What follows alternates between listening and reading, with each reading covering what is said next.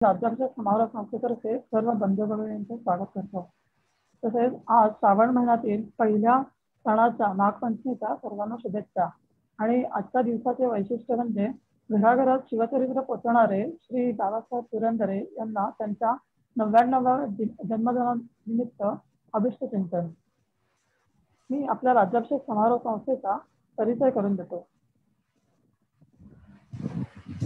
राज्याभिषेक ज्येष्ठ शुक्ल त्रयोदशी म्हणजे हिंदू साम्राज्य दिन, ज्या सुवर्ण दिनी छत्रपती शिवाजी महाराजांचा रायगडावर राज्याभिषेक झाला.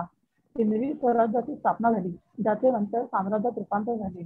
त्यामुळे सर्व देशभक्तांसाठी रायगड किल्ल्याचे महत्त्व अनन्यसाधारण आहे. तिथीनुसार रायगडावर होणाऱ्या राज्याभिषेकाला महाराष्ट्रातून अनेक शिवप्रेमी उपस्थित असतात. राज्याभिषेक समारोह संस्था ठाणेची स्थापना 1989 साली झाली. तरुणांमध्ये भारताच्या गौरवशाली इतिहासाची जागृती आवड निर्माण व्हावी याकरिता संस्था गेली 3 दशके कार्यरत आहे. संस्थेमार्फत दरवर्षी ठाणे जिल्ह्यातील 80 ते 90 महाविद्यालयीन तरुणांना रायगड परिक्रमा, रायगड दर्शन, राज्याभिषेक उत्सव असा सहभाग असतो. विशेष म्हणजे राज्याभिषेक समारोह संस्था ही एकमेव संस्था आहे जी राज्याभिषेक अगोदर संपूर्ण रायगड परिक्रमा 18 किलोमीटरची करून रायगडावरील कार्यक्रमात सहभागी होते. गेली 31 वर्षे सलग हे कार्य सुरू आहे, ज्यात आतापर्यंत 2,500हून अधिक तरुण तरुणींचा रायगडावरील राज्याभिषेक कार्यक्रमात सहभाग नोंदवला आहे. हिंदू साम्राज्य दिनाचे औचित्य साधून संस्थेमार्फत ठाण्यातील माचुंदा तलाव येथे असलेल्या छत्रपती शिवाजी महाराजांच्या मूर्तीचे पूजन केले जाते आणि ठाणे महानगरपालिकेच्या घोष पथकातर्फे मानवंदना दिली जाते. संस्थेमार्फत ठाण्यातील गडकरी रंगायतन येथे शिवकालीन इतिहासावर आधारित गेली अनेक वर्षे कार्यक्रम घेण्यात आले. इथे ओशाळला मृत्यू, रायगडला जेव्हा जाग येते, शिवकल्याण राजा अशी अनेक प्रसिद्ध नाटके दाखवण्यात आली आहेत, जी सर्वांसाठी खुली असतात. या कार्यक्रमात श्री बाबासाहेब पुरंदरे, श्री सुधा शेवडे अशा अनेक मान्यवरांनी मार्गदर्शन केले आहे. गेली काही वर्षे दिवाळीला दुर्गबांधणी स्पर्धा घेण्यात येत आहे, ज्यात ठाणे जिल्ह्यातील 100हून अधिक मंडळे सहभागी होतात. स्पर्धेच्या पारितोषिक वितरण कार्यक्रमाच्या वेळी श्री निनादजी बेडेकर, श्री पांडुरंगजी बलकवडे, श्री सच्चिदानंदजी शेवडे, श्री शरदजी पोंक्षे, श्री सौरभजी करडे अशा महाराष्ट्रातील अनेक प्रसिद्ध व्याख्यात्यांचे मार्गदर्शन लाभले आहे. ठाण्यात विविध कार्यक्रमांचे आयोजन करून त्यात जास्तीत जास्त तरुणांना सहभागी करून घेण्याचा संस्थेचा कायम प्रयत्न असतो. संस्थेच्या कार्यक्रमात सहभागी झालेले पुढील कार्यक्रमात कार्यरत होऊन कार्यकर्ते म्हणून काम करतात.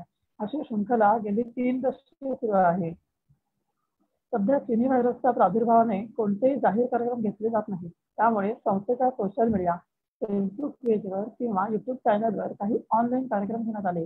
पोवाडा भाषण स्पर्धेचे आयोजन करण्यात आले होते, ज्यात महाराष्ट्रातील अनेक बालशिवप्रेमींनी सहभाग नोंदवला होता.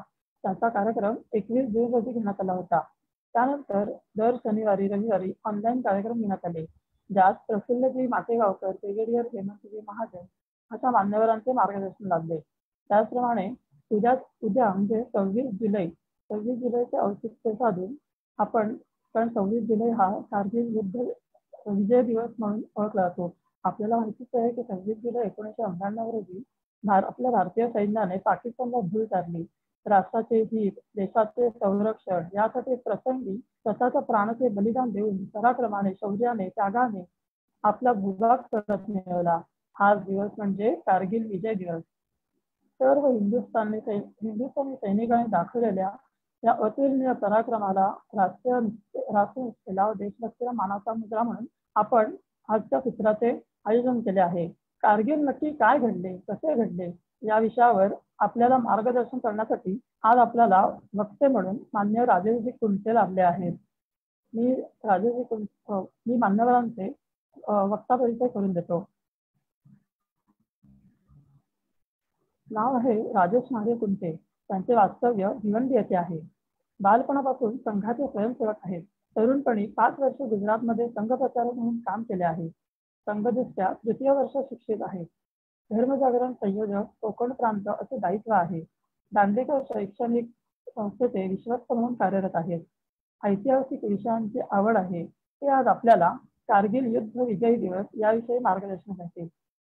मी राजेशजींना विनंती करतो की त्यांनी आपले मार्गदर्शन सुरू करावे.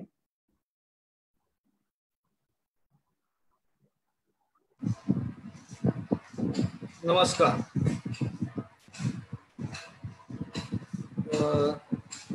राज्याभिषेक समारोह संस्था ठाणे यांचे सर्व पदाधिकारी आणि उपस्थित मित्रांनो, आज आपण एका वेगळ्या विषयाची माहिती घेण्याचा प्रयत्न करणार. आपल्याला सर्वांना माहिती आहे की 26 जुलै हा विजय दिन, कारगिल दिन म्हणून गेले अनेक वर्ष आपण संपूर्ण देशभर साजरा करत असतो. आपल्याला सगळ्यांना माहिती आहे की कारगिलला एक मोठं युद्ध हे झालेलं आपण सगळ्यांनी ऐकलेलं आहे. काही जण त्यावेळेस कदाचित शाळेत जात असतील, त्यामुळे त्याची माहिती फार नसेल, पण माझ्यासारखे त्यावेळेस जे तरुण लोक होते त्यांना या युद्धाची खूप चांगली माहिती. कारगिल युद्ध हे जगातील सर्वात उंचावरती लढलं गेलेलं युद्ध म्हणून प्रसिद्ध.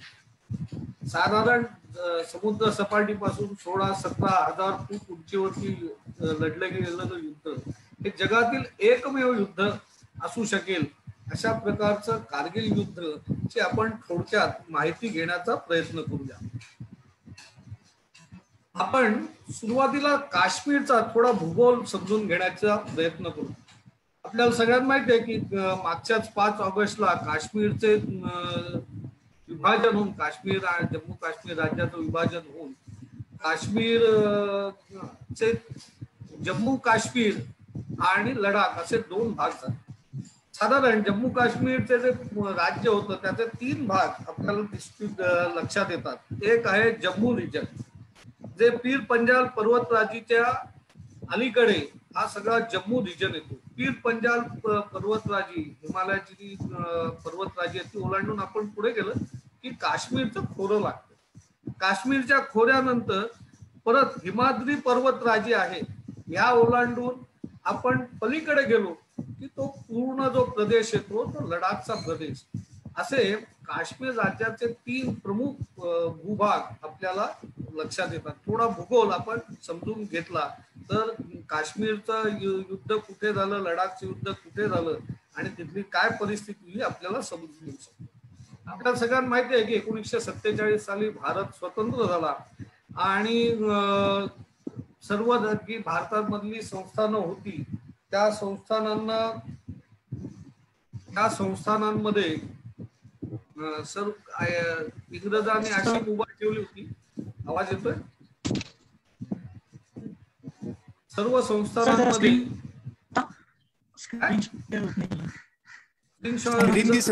स्क्रीन तुमची दिसत नाहीये राजेशजी. स्क्रीन जरा हे स्क्रीन शेअरिंग सुरू करा ना.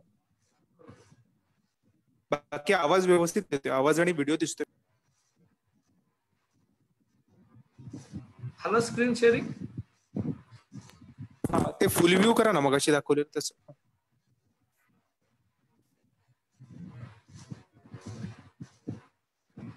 स्क्रीन शेअरिंग झालं का? हो, झाले. आता दिसते. हा, आता दिसते, व्यवस्थित दिसते. पण या नकाशामध्ये काश्मीरचे 3 भूभाग चालेल, 3 भूभाग आपण बघू शकतो. पहिला जो रिजन आहे तो जम्मू पीर पंजाल पर्वतराजी ओलांडून गेला की काश्मीरचं खोरं, आणि काश्मीरच्या खोऱ्यानंतर झोजिला पास आपण ओलांडून पुढे गेलो, हिमाद्री पर्वतराजी ओलांडून गेलो की असणारा पूर्ण प्रदेश हा लडाख असा प्रदेश आहे. काश्मीरचे साधारण भूगोलाचा आपण विचार केला. 1947 साली भारत हे स्वतंत्र झालं, परंतु भारतातली जी संस्थानं होती त्या संस्थानांमध्ये तुम्हाला कुठच्याही देशामध्ये विलीन होण्याची मुभा ही इंग्रजांनी ठेवली होती. आणि काश्मीरचे राजा हरिसिंग निर्णय घेत नव्हते आणि याचा फायदा घेऊन 22 ऑक्टोबर 1947 ला पाकिस्तानने काश्मीरवरती आक्रमण केले. त्यानंतर 26 ऑक्टोबरला राजा हरिसिंगांनी भारताच्या बरोबर विलिनीकरणावरचा करार केला आणि काश्मीरचं संपूर्ण काश्मीर प्रदेशाचं भारतामध्ये विलिनीकरण झालं.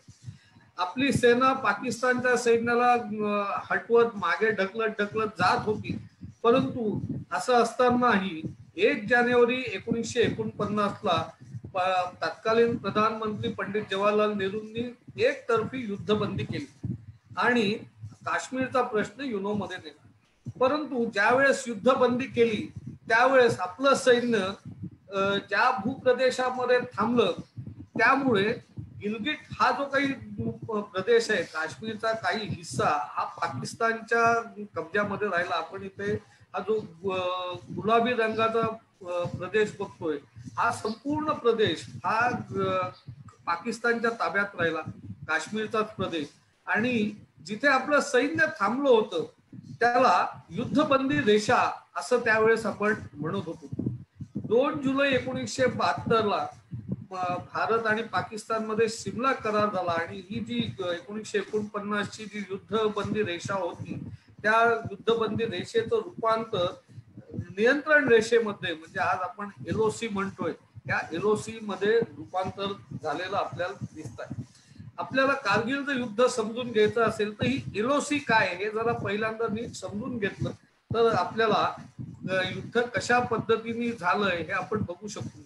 साधारण जे बाण आखले, बाण दिसत आहेत आणि त्याच्या तिथे जो नकाशा आपण बघू शकतो, जिथे ती रेषा आहे ही युद्धबंदी रेषा ही आहे। आणि इथे 1949 मध्ये पाकिस्तानचं सैन्य आणि भारताचं सैन्य येऊन थांबलेलं होतं। आपल्याला सगळ्यांना माहिती आहे की 1998 ला भारताने अणुस्फोट 11 मे 1998 ला भारताने अणुस्फोट केला। भारताचे प्रधानमंत्री अटल बिहारी वाजपेयी आणि त्यावेळेसचे माजी राष्ट्रपती अब्दुल कलाम हे त्यावेळेसचे वैज्ञानिक सल्लागार होते अटलजींचे, आणि त्यांनी अणुचाचणीचा जो अनेक वर्ष अणुचाचणी करायला जे भारतावरती दडपण होतं ते सर्व दडपण झुगारून दिलं आणि संपूर्ण जगाला अंधारात ठेवून 11 मे 1998 ला भारताने 5 अणुस्फोट केले। त्यानंतर 13 मे 1998 ला म्हणजे 2च दिवसांनी परत भारताने आण्विक टेस्ट केल्या आणि संपूर्ण जगाला सांगितलं की भारताकडे आण्विक शस्त्र आहेत आणि भारत अण्वस्त्रधारी देश आहे। त्यामुळे 1998 मध्ये भारत हा आण्विक देश, आण्विक राष्ट्र झालेला होता। आपल्याला माहिती आहे की आपल्या प्रत्येक गोष्टीमध्ये पाकिस्तान आपली बरोबरी करते आणि पाकिस्तानला चायनाची या सगळ्या गोष्टीमध्ये मदत मिळत असते आणि त्यामुळे आपल्या पाठोपाठच पाकिस्ताननी पण 28 मे 1998 ला चायनाच्या मदतीने अणुस्फोट केले आणि पाकिस्तान हे पण अण्वस्त्रधारी देश म्हणून जगाच्या नकाशावरती त्याला मान्यता मिळाली। हे सगळं घडत असताना आपल्याला लक्षात येतंय की 2 अण्वस्त्रधारी देश शेजारी शेजारी राष्ट्र अशी जगाच्या नकाशावरती 1998 मध्ये ही आलेली आपल्याला दिसत आहे। अटल बिहारी वाजपेयींनी भारत आणि पाकिस्तान मधले संबंध सुधारण्यासाठी लाहोर डिक्लेरेशन म्हणजे दिल्ली लाहोर बस यात्रा सुरू केली आणि बस यात्रा सुरू करताना स्वतः अटल बिहारी वाजपेयी बसनी लाहोरला गेले, पाकिस्तानला भेट द्यायला गेले आणि त्याचा एक खूप चांगले जागतिक परिणाम संपूर्ण देशभरात उमटले आणि एक शांततेची प्रक्रिया भारत पाकिस्तान बरोबर चालू करतोय अशा प्रकारचा एक चांगला संदेश संपूर्ण जगभर गेला होता। पाकिस्तानचे प्रधानमंत्री नवाज शरीफ हे पण स्वतः वाघा बॉर्डर वरती अटल बिहारी वाजपेयींचं स्वागत करायला आले होते आणि 21 फेब्रुवारी 1999 ला भारत आणि पाकिस्ताननी लाहोर अग्रीमेंट साईन केला आणि लाहोर अग्रीमेंट मध्ये दोन्ही देशांमधले जे काही प्रश्न आहेत हे दोन्ही देशांमधले प्रश्न हे चर्चेद्वारे आणि कुठच्याही तिसऱ्या देशाची मध्यस्थी न करता आम्ही आपापसात चर्चेने सोडवू अशा प्रकारचं अग्रीमेंट हे 21 फेब्रुवारी 1999 ला केला। आपण थोडा इतिहास जरा लवकर बघूया। आपल्याला सगळ्यांना माहिती आहे की हा अग्रीमेंट होत असताना काश्मीर मध्ये जो लेह लडाखचा प्रदेश आहे, या लेह लडाखच्या भूभागामध्ये घुसखोरी करण्याचे पाकिस्तानचे जे मिलिटरीचे प्रमुख होते परवेज मुशर्रफ हे प्लॅनिंग करत होते। एकीकडे लाहोर अग्रीमेंट साईन होत होतं आणि दुसरीकडे परवेज मुशर्रफ मात्र पाकिस्तानची घुसखोरी करण्यासाठी प्लॅनिंग करत होते। आपल्याला या सर्व भूप्रदेशामध्ये ज्या ठिकाणी कारगिल युद्ध झालं किंवा पाकिस्तानच्या सैन्याची जी घुसखोरी झाली त्या ठिकाणचा हवामानाचा थोडा अंदाज घेण्याची आवश्यकता आहे. आपण इथे बघू शकताय की द्रास कारगिलचं जे हवामान आहे हे हिवाळ्यामध्ये -48 टेम्परेचर पर्यंत तापमान जात असतं आणि -60 कमी -60 एवढं तापमानाचा निच्चांक हा आपण म्हणजे तिथे नोंदवलेला आहे. साधारण 15 ऑक्टोबर ते 15 मे तिथे हिवाळा असतो आणि स्वाभाविकच मोठ्या प्रमाणावरती तिथे बर्फ असतो. द्रास सेक्टर हे जगातील कमी तापमान असलेल्या भूभागामध्ये मानवी वस्ती असलेलं दुसरं ठिकाण हे जगामधलं द्रास ठिकाण आहे. स्वाभाविकच हिवाळ्यामधले जे राष्ट्रीय महामार्ग 1 आहे त्याची स्थिती अशी असते.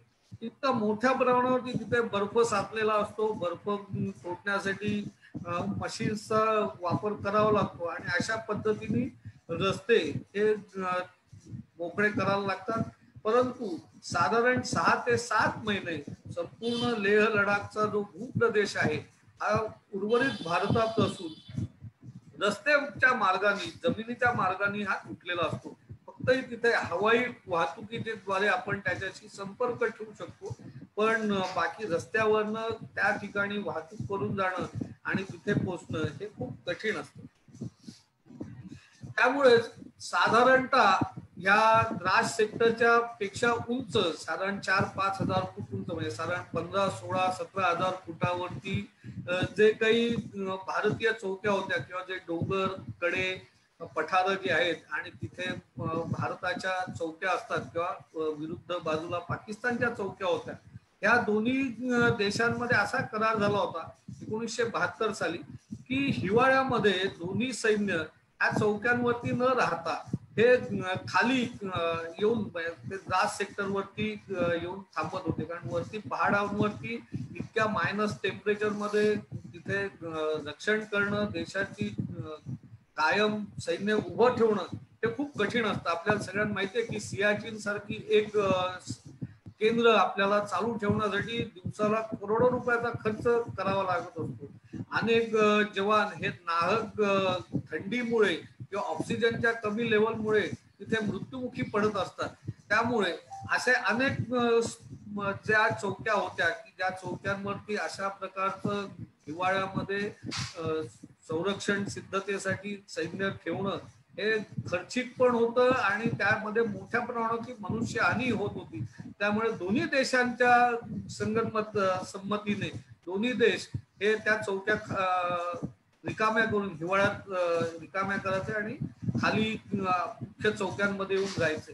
परंतु आपल्या सीमेचं रक्षण करण्यासाठी टेहळणी पथकं मात्र तिथे जात होती. काही कालांतराने काही ठराविक अवधीनंतर टेहळणी पथकं तिथे आपल्याकडनं पाठवल्या जात होती.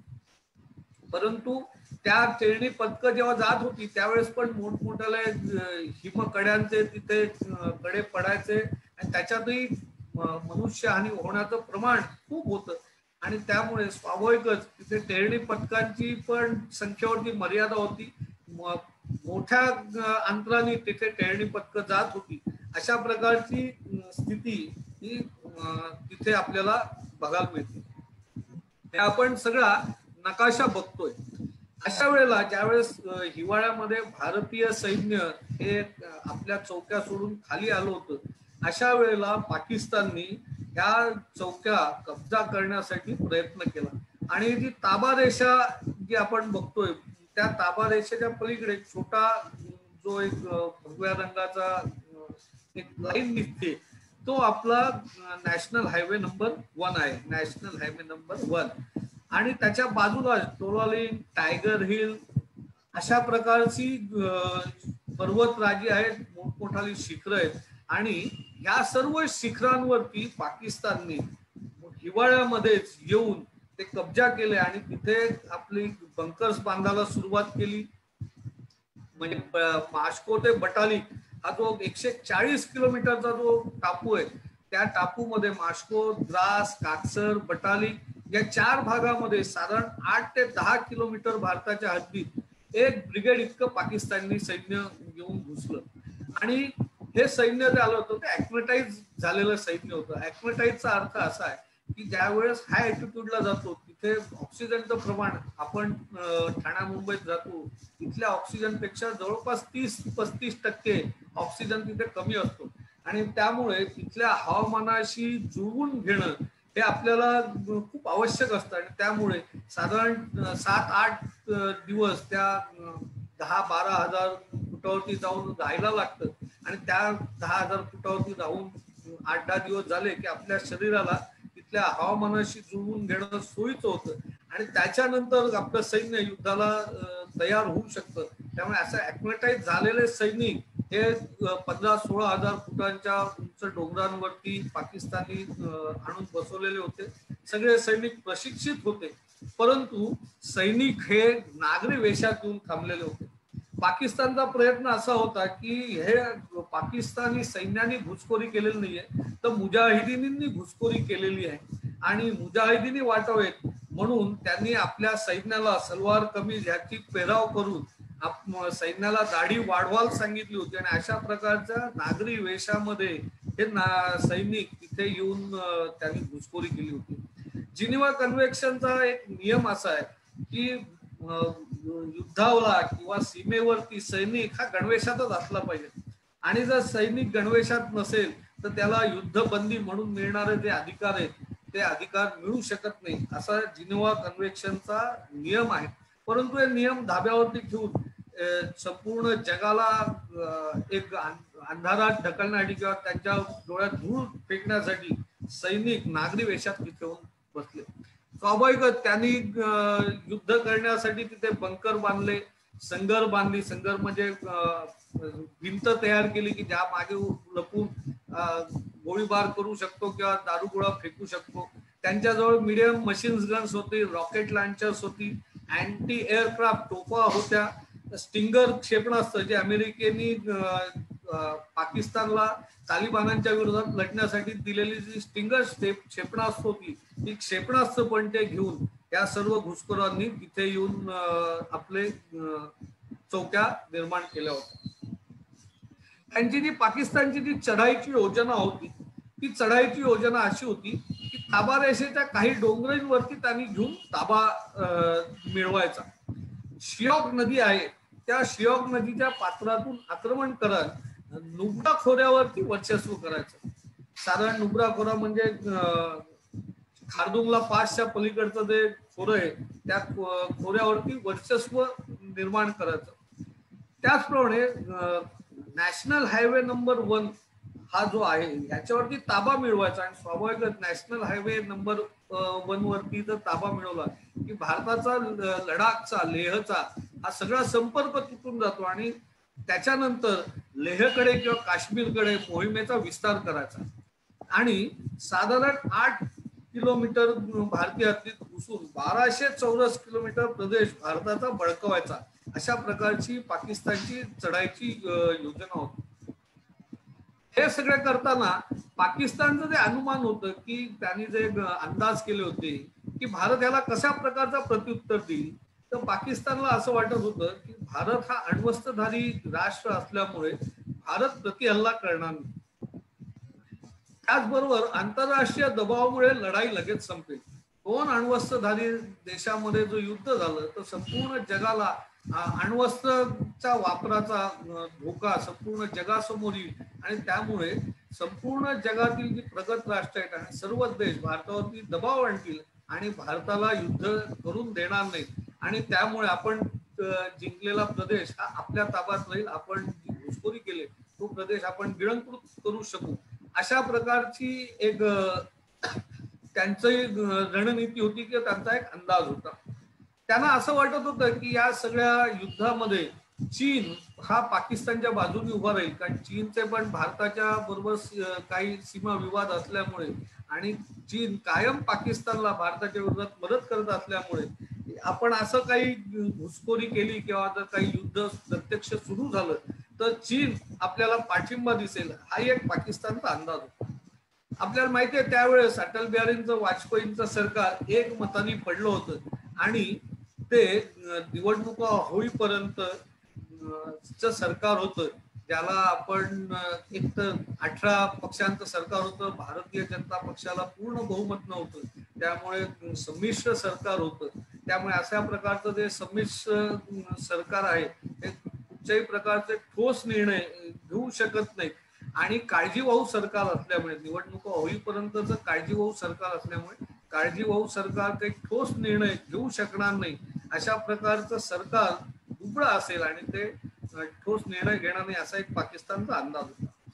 दुसरं, पाकिस्तानला असं वाटत होतं की गेले 30-40 वर्ष, 30-35 वर्ष भारतीय सेना काश्मीरमध्ये आतंकवाद्यांशी लढून जर्जर झालेली आहे आणि त्यामुळे तर आपला सैन्याचा प्रतिकार करण्यास समर्थ असणार नाही. ती दमलेली असेल आणि त्यात थकलेल्या दमलेल्या सैन्याच्या विरोधात आपलं सैन्य त्याला चांगल्या प्रकारे उत्तर देऊ शकेल अशा प्रकारची एक अंदाज हे पाकिस्ताननी ही सगळी घुसखोरी करताना बांधलेली होती. मगाशी म्हटलं तसं महामार्ग 1 ची गळचेपी करून लेहचा संपर्क तोडायचा. सियाचीन मध्ये भारताने जो आपला तळ उभारला आणि त्यामुळे पाकिस्तानची खूप मोठा एक पराभव हा झालेला होता आणि त्याचं शल्य पाकिस्तानच्या मनात कायम होतं. त्यामुळे ही जी हिमाच्छादित जी मोठाली शिखरं आहेत, अशा काही शिखरांवरती कब्जा मिळून सियाचीनचा बदला आपल्याला घेता येईल का, अशा प्रकारचं एक त्यांनी अंदाज, उद्दिष्ट हे ठेवलेलं होतं. त्याचप्रमाणे भारताचं नेतृत्व अण्वस्त्र संबंधात काय निर्णय घेतं याची एक चाचपणी करायची होती. असं छोटी मोठी कुरापत काढून भारताचं नेतृत्व काय विचार करताय किंवा काय निर्णय घेत आहे याची एक चाचपणी करण्याचा प्रयत्न हा पाकिस्तानचा याच्या द्वारे झालेला होता. त्याचबरोबर मुजाहिदीनी भारतात आक्रमण करतायत कारण त्यांना काश्मीरचा प्रश्न सोडवायचा आहे, काश्मीर स्वतंत्र करायचा आहे. त्यामुळे हे मुजाहिदीनी जर काश्मीर स्वतंत्र करण्यासाठी जर लढा करत असतील तर स्वाभाविकच त्याचा प्रश्नाचं आंतरराष्ट्रीयकरण काश्मीर प्रश्नाचं होऊ शकेल आणि संपूर्ण जगाची दबाव काश्मीर प्रश्न सोडवण्यासाठी भारतावरती येऊ शकेल. आणि पाकिस्तानची जी इच्छा आहे की भारत आणि पाकिस्तानच्या द्विपक्षीय संबंधामध्ये कोणीतरी तिसऱ्या पक्षाने येऊन मध्यस्थी करावी आणि तिसरा पक्ष जर मध्यस्थी झाला तर स्वाभाविक त्याचा पाकिस्तानला फायदा होईल. ही जी पाकिस्तानची रणनीती आहे ती यशस्वी करता येईल का या उद्देशाने यांनी हे सगळे कारगिलमध्ये घुसखोरी केल्याचं आपल्या लक्षात येतं. हे सर्व मी जसं म्हटलं मगाशी की एकीकडे अटल बिहारी वाजपेयी लाहोरमध्ये अग्रीमेंट करत होते आणि त्याच वेळेला नवाज शरीफांचे संरक्षक मिलिटरी प्रमुख परवेज मुशर्रफ हे मात्र कारगिलमध्ये घुसखोरी करण्यासाठीचे प्लॅनिंग आखत होते. साधारण ह्याची सुरुवात सप्टेंबर 98 पासूनच झालेली आपल्याला लक्षात येते आणि त्या कालखंडामध्ये मोठ्या प्रमाणावरती रस्ते ह्या जे कारगिलच्या परिसरात जी घुसखोरी झाली ते गिलगिट पाक ऑक्युपाईड काश्मीरमध्ये मोठ्या प्रमाणात रस्ते बांधण्याची हालचाल सुरू होती. मोठ्या प्रमाणात ज्यावेळेस लष्कर भारताच्या हद्दीत घुसलं स्वाभाविकच ते तिथे पोचण्यासाठी मोठ्या लष्कराची पण मुवमेंट तिथे झाली होती. या लष्करासाठी लागणारे गरम कपड्यांची खरेदी आंतरराष्ट्रीय बाजारातून झाली होती. तिथे लागणारे बुटांची पण खरेदी मोठ्या प्रमाणात खरेदी आंतरराष्ट्रीय मार्केटमधनं झालेली आपल्याला लक्षात येतं. या सर्व लोकांना 4-6 महिने तक धरून तिथे बसायचं होतं. त्यामुळे त्याच्यासाठी लागणारं अन्नधान्य आहे, दारू गोळा आहे, कपडे लागते, ह्याचं सर्व गोष्टी ह्या आघाडीच्या तळावरती म्हणजे मागच्या तळावरनं आघाडीच्या तळावरती पुरवठा करणं, त्याच्यासाठी त्याची ने आण, या सगळ्या प्रकारच्या हालचाली या सर्व त्या भागात सुरू होत्या. युद्ध करताना संपर्काची व दूरसंचार संसाधनांची पण आघाडीच्या तळावरती नव्याने उभारणी करायला लागते. रस्त्यांची आणि पायवाटांची डागडुजी करायला लागते. अशा प्रकारच्या सर्व हालचाली त्या पाक ऑक्युपाईड काश्मीरमध्ये होत होत्या. अनेक वेळेला मोठाले लष्करी अधिकारी कामाची देखरेख बघण्यासाठी किंवा कशा पद्धतीने काम चालू होत आहे हे बघण्यासाठी मोठाले लष्करी अधिकाऱ्यांची पण स्वाभाविक भेटी या सगळ्या भागात होत होत्या. आणि ह्या सर्व गोष्टी दुर्दैवाने आपल्याला असं म्हणू शकतो आपण की आपलं जे भारताचं रॉ किंवा इंटेलिजन्स ब्युरो आणि मिलिटरी इंटेलिजन्स या आपल्या ज्या 3 प्रमुख संस्था आहेत, त्या ज्या हेर यंत्रणा आहेत, याची माहिती घेऊन त्याचं विश्लेषण करणं, आलेल्या माहितीचं विश्लेषण करणं आणि त्याचा नीट अर्थ काढणं, तो अर्थ काढून आपल्या सरकारला सावध करणं यामध्ये अपयशी ठरलं असं आपल्याला दुर्दैवानं म्हणता येईल. विषय खूप मोठा आहे, पण एकूण ह्या विषयाची वेळ मर्यादा बघता आपण पुढच्या मुद्द्याकडे जाऊया. 1999 मध्ये त्या वर्षी थंडी दरवर्षीच्या मानाने खूप कमी होती. त्याचा भारताला फायदाही झाला आणि नुकसानही झालं. फायदा अशासाठी झाला की पाकिस्तान, नुकसान अशा दृष्टीने झालं की पाकिस्तानचं सैन्य तिथे येऊन त्यांनी हिवाळ्यामध्ये कब्जा केलेला होता. स्वाभाविकच त्यांनी कब्जा केल्यानंतर त्यांना बंकर बांधणं, संगर बांधणं, तिथे सगळे चौकी उभी करणं, याच्यासाठी कडाक्याच्या थंडीत जे काम करावं लागणार होतं ते काम करायला लागलं नाही, कारण तिथे -20 पर्यंतच तापमान त्या वर्षी गेलं होतं. त्यामुळे स्वाभाविकच त्याचा फायदा पाकिस्तानच्या सैन्याला थोडाफार नक्कीच झाला आणि ते फार गतीने काम करू शकले. थंडी जास्त असती तर त्यांची गती ही थोडी कमी राहिली असती, पण ते गतीने काम करू शकले. परंतु भारताला थंडी कमी असल्याचा फायदा 2 दृष्टीने झाला. एक तर साधारण तिथलं बर्फ हे 15 मेच्या सुमारास वितळतं, परंतु साधारण महिनाभर अगोदर तिथला बर्फ वितळलं आणि त्यामुळे आपले जे मेंढपाळ होते ते मेंढपाळ तिथल्या डोंगरांवरती मेंढ्या चारायला गेले आणि त्या मेंढपाळांच्या द्वारे भारताला बातमी लवकर समजली. त्यामुळे भारत लष्कर लवकर सावध झालं, हा एक फायदा झाला.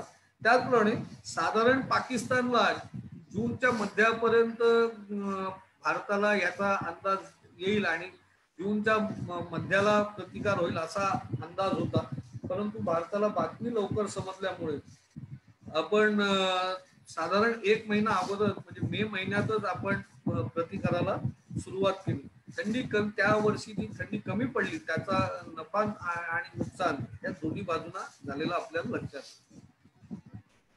4 मेला पहिल्यांदा आपल्याला मेंढपाळांकडनं घुसखोरीची बातमी समजली. 5 मेला आपण टेहळणी पथक आपल्या लष्कराने तिथे पाठवलं.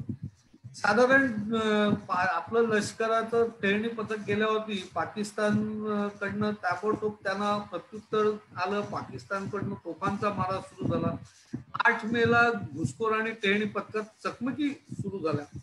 9 मेला त्यांनी कारगिलवरती तोफगोळ्यांच्या साठ्यावरती मारा सुरू झाला आणि दुर्दैवातनं पाकिस्तानकडनं आपला एक तोफगोळ्यांचा साठा हा नष्ट झाला. 25 मे 1999 ला मेजर जनरल सिंग यांनी दिल्लीत पत्रकार परिषद घेतली आणि संपूर्ण देशाला कारगिलमध्ये द्रास ते कारगिल या सर्व सेक्टरमध्ये अनेक टापूंवरती पाकिस्तानी सैन्याने येऊन घुसखोरी केली आहे याची कल्पना संपूर्ण देशाला दिली. आणि ज्या वेळेस भारताच्या लक्षात आलं की पाकिस्ताननी भारतात घुसखोरी केली आहे, त्याचबरोबर त्यांना आपल्या हद्दीतनं हुसकावून लावण्यासाठी आपल्या देशाच्या पंतप्रधानांनी ऑपरेशन विजयची सुरुवात केली. ऑपरेशन विजयची जेव्हा सुरुवात केली त्यावेळेस प्रामुख्याने पहिली आवश्यकता होती संभाव्य प्रतिहल्ल्यासाठी सज्ज होणं. आपल्या सर्व मिलिटरीला, आपल्या जवानांना या हल्ल्यासाठी, प्रतिहल्ल्यासाठी सज्ज करणं ही खूप महत्वाची गोष्ट होती. त्याचप्रमाणे समोरनं हल्ला करण्याऐवजी आजूबाजूने वळसा घालून मागे जायचं आणि पाकिस्तानची जी रसद आहे त्याच्यावरती हल्ला करायचा आणि बाजूनी हल्ला करणं, अशा प्रकारची व्यूहरचना ही करत होती. सगळे डोंगर हे ताबारेषेच्या 5-6 टापूत असल्यामुळे मागणं जर हल्ला करायचा असेल तर ताबारेषा ओलांडणं ही आवश्यक होती आणि हीच अडचण भारताच्या समोर होती की ताबारेषा ओलांडायची की नाही. भारतासमोर 2 पर्याय होते. आपण त्यावेळेस सीमा रेषा सिमला करार जेव्हा आपण केला होता त्यावेळेस आम्ही ताबा रेषेचा सन्मान राखू आणि आम्ही ताबा रेषा ओलांडणार नाही अशा प्रकारचं कलम त्या ऍग्रीमेंट मध्ये आहेत आणि त्या सिमला करारच्या कलमानुसार ताबा रेषा न ओलांडायला आपण बंधनकारक झालेलो होतो. त्यामुळे ताबा रेषा न ओलांडता स्वतःच्या प्रदेशातील आक्रमण हटवायचं त्यासाठी आंतरराष्ट्रीय पाठिंबा हा मिळू शकणार होता. ताबा जर रेषा ओलांडली तर पाकिस्तानने संपूर्ण जगात आरडाओरड सुरू केली असती की भारताने पाकिस्तानवरती आक्रमण केलेलं आहे, ताबा रेषा ओलांडलेली आहे, सिमला करार तोडलेला आहे आणि पाकिस्तानला आंतरराष्ट्रीय सहानुभूती मिळण्यास त्याचा उपयोग झाला असता. पाकिस्तान कसा कांगावा करतो आपल्या सगळ्यांना माहिती आहे. त्यामुळे ताबा रेषा ओलांडायची नाही आणि ताबा रेषा न ओलांडता आपल्याला आंतरराष्ट्रीय पाठिंबा भारताने मिळवायचा आणि हे करत असताना ताबा रेषा न ओलांडल्यामुळे जर समोरनं हल्ला करायचा असेल तर स्वाभाविकच मनुष्यहानी मोठ्या प्रमाणावरती होण्याचं नुकसान हे आपल्या सैन्यासमोर जवानांच्या समोर होतं आणि त्याचमुळे त्याचा वेळेचा जो अपव्यय होणार होता म्हणजे जे काम काही दिवसांत होणार होतं ते समोरनं काम जर ताबा रेषा ओलांडली नाही तर त्याच्यासाठी शत्रूला हटवण्यासाठी कालावधी हा मोठा कालावधीची आवश्यकता भासणार होती. अशा प्रकारचं एक अडचण या सगळ्या गोष्टी समोर होती. परंतु आंतरराष्ट्रीय राजनीती आणि मुत्सद्देगिरीच्या दृष्टिकोनातून हे लाभदायक होतं ताबा रेषा न ओलांडणं, परंतु सैनिक डावपेचाच्या दृष्टीने खडतर आणि अडचणीचा विषय होता. ताबा रेषा दुसरा पर्याय असा होता की ताबा रेषा ओलांडून काश्मीर व इतरत्र भागात म्हणजे गुजरात पासून काश्मीर लेह लडाख पर्यंतची जी पाकिस्तानची आपली जी सीमा रेषा आहे या संपूर्ण सीमा रेषेवरती सर्वकष युद्ध सुरू करायचं आणि जिथे पाकिस्तानची नबळी जागा आहे किंवा नबळी कडी आहे त्याच्यावरती आघात करायचा आणि त्या भूभाग तिथला पाकिस्तानचा जिंकायचा, पाकिस्तानवरती दडपण आणायचं आणि त्या बदल्यात द्रास सेक्टर कारगिल सेक्टर मध्ये जी पाकिस्तानी घुसखोरी केली ते त्यांना बाहेर पडायला लावायचं. अशा प्रकारचं गुजरात ते कारगिल या पूर्णपणे सीमा रेषेवरती सर्वकष युद्ध सुरू करायचं. पण हे सुरू झाल्यानंतर संपूर्ण जगाकडनं भारतावरती खूप मोठा दबाव येण्याचा शक्यता होती. त्याचप्रमाणे अणुयुद्धाचा पण धोका हा निर्माण झाला असता कारण पाकिस्तानकडे पण अण्वस्त्रधारी अण्वस्त्र असल्यामुळे त्या सर्वकष युद्धामध्ये अण्वस्त्राचा पण वापर होण्याची शक्यता होती. अशा प्रकारचं दुसऱ्या ज्या पर्यायामध्ये हे धोका हे आपल्याला लक्षात येतो. त्यामुळे असे जे दोन्ही पर्याय आहेत एक ताबा रेषा ओलांडायची का ताबा रेषा ओलांडायची नाही या दोन पर्यायांमध्ये अटल बिहारी वाजपेयींनी 24 जूनला जाहीर केलं की आम्ही ताबा रेषा ओलांडणार नाही आणि ह्या घोषणेबरोबरच संपूर्ण जगातनं भारताच्या भूमिकेला पाठिंबा मिळायला सुरुवात झाली. आपल्याला सगळ्यांना माहिती आहे की ज्या पद्धतीने पाकिस्तानी लोकांनी त्या हिमाच्छादित डोंगरांवरती कड्यांवरती पठारांवरती कब्जा केला होता त्यामुळे आपल्याला समोर आपल्या सैन्यासमोर खूप कठीण कामगिरी होती, जटिल कामगिरी होती. शत्रू 16-17 हजार फूट उंचीवरती होता. त्यामुळे शत्रूवर आणि आपलं सैन्य खाली स्वाभाविकच वरच्या सैन्याला हा आक्रमण परतावून लावला खूप सोपं असतं. त्याचप्रमाणे वरती बसलेल्या शत्रूस खालच्या सैन्याच्या हालचाली सहज वरून दिसू शकतात. मगाशी मी जसं म्हटलं की सैन्यास ऍक्लिमेटाइज व्हायला 8-10 दिवस लागतात.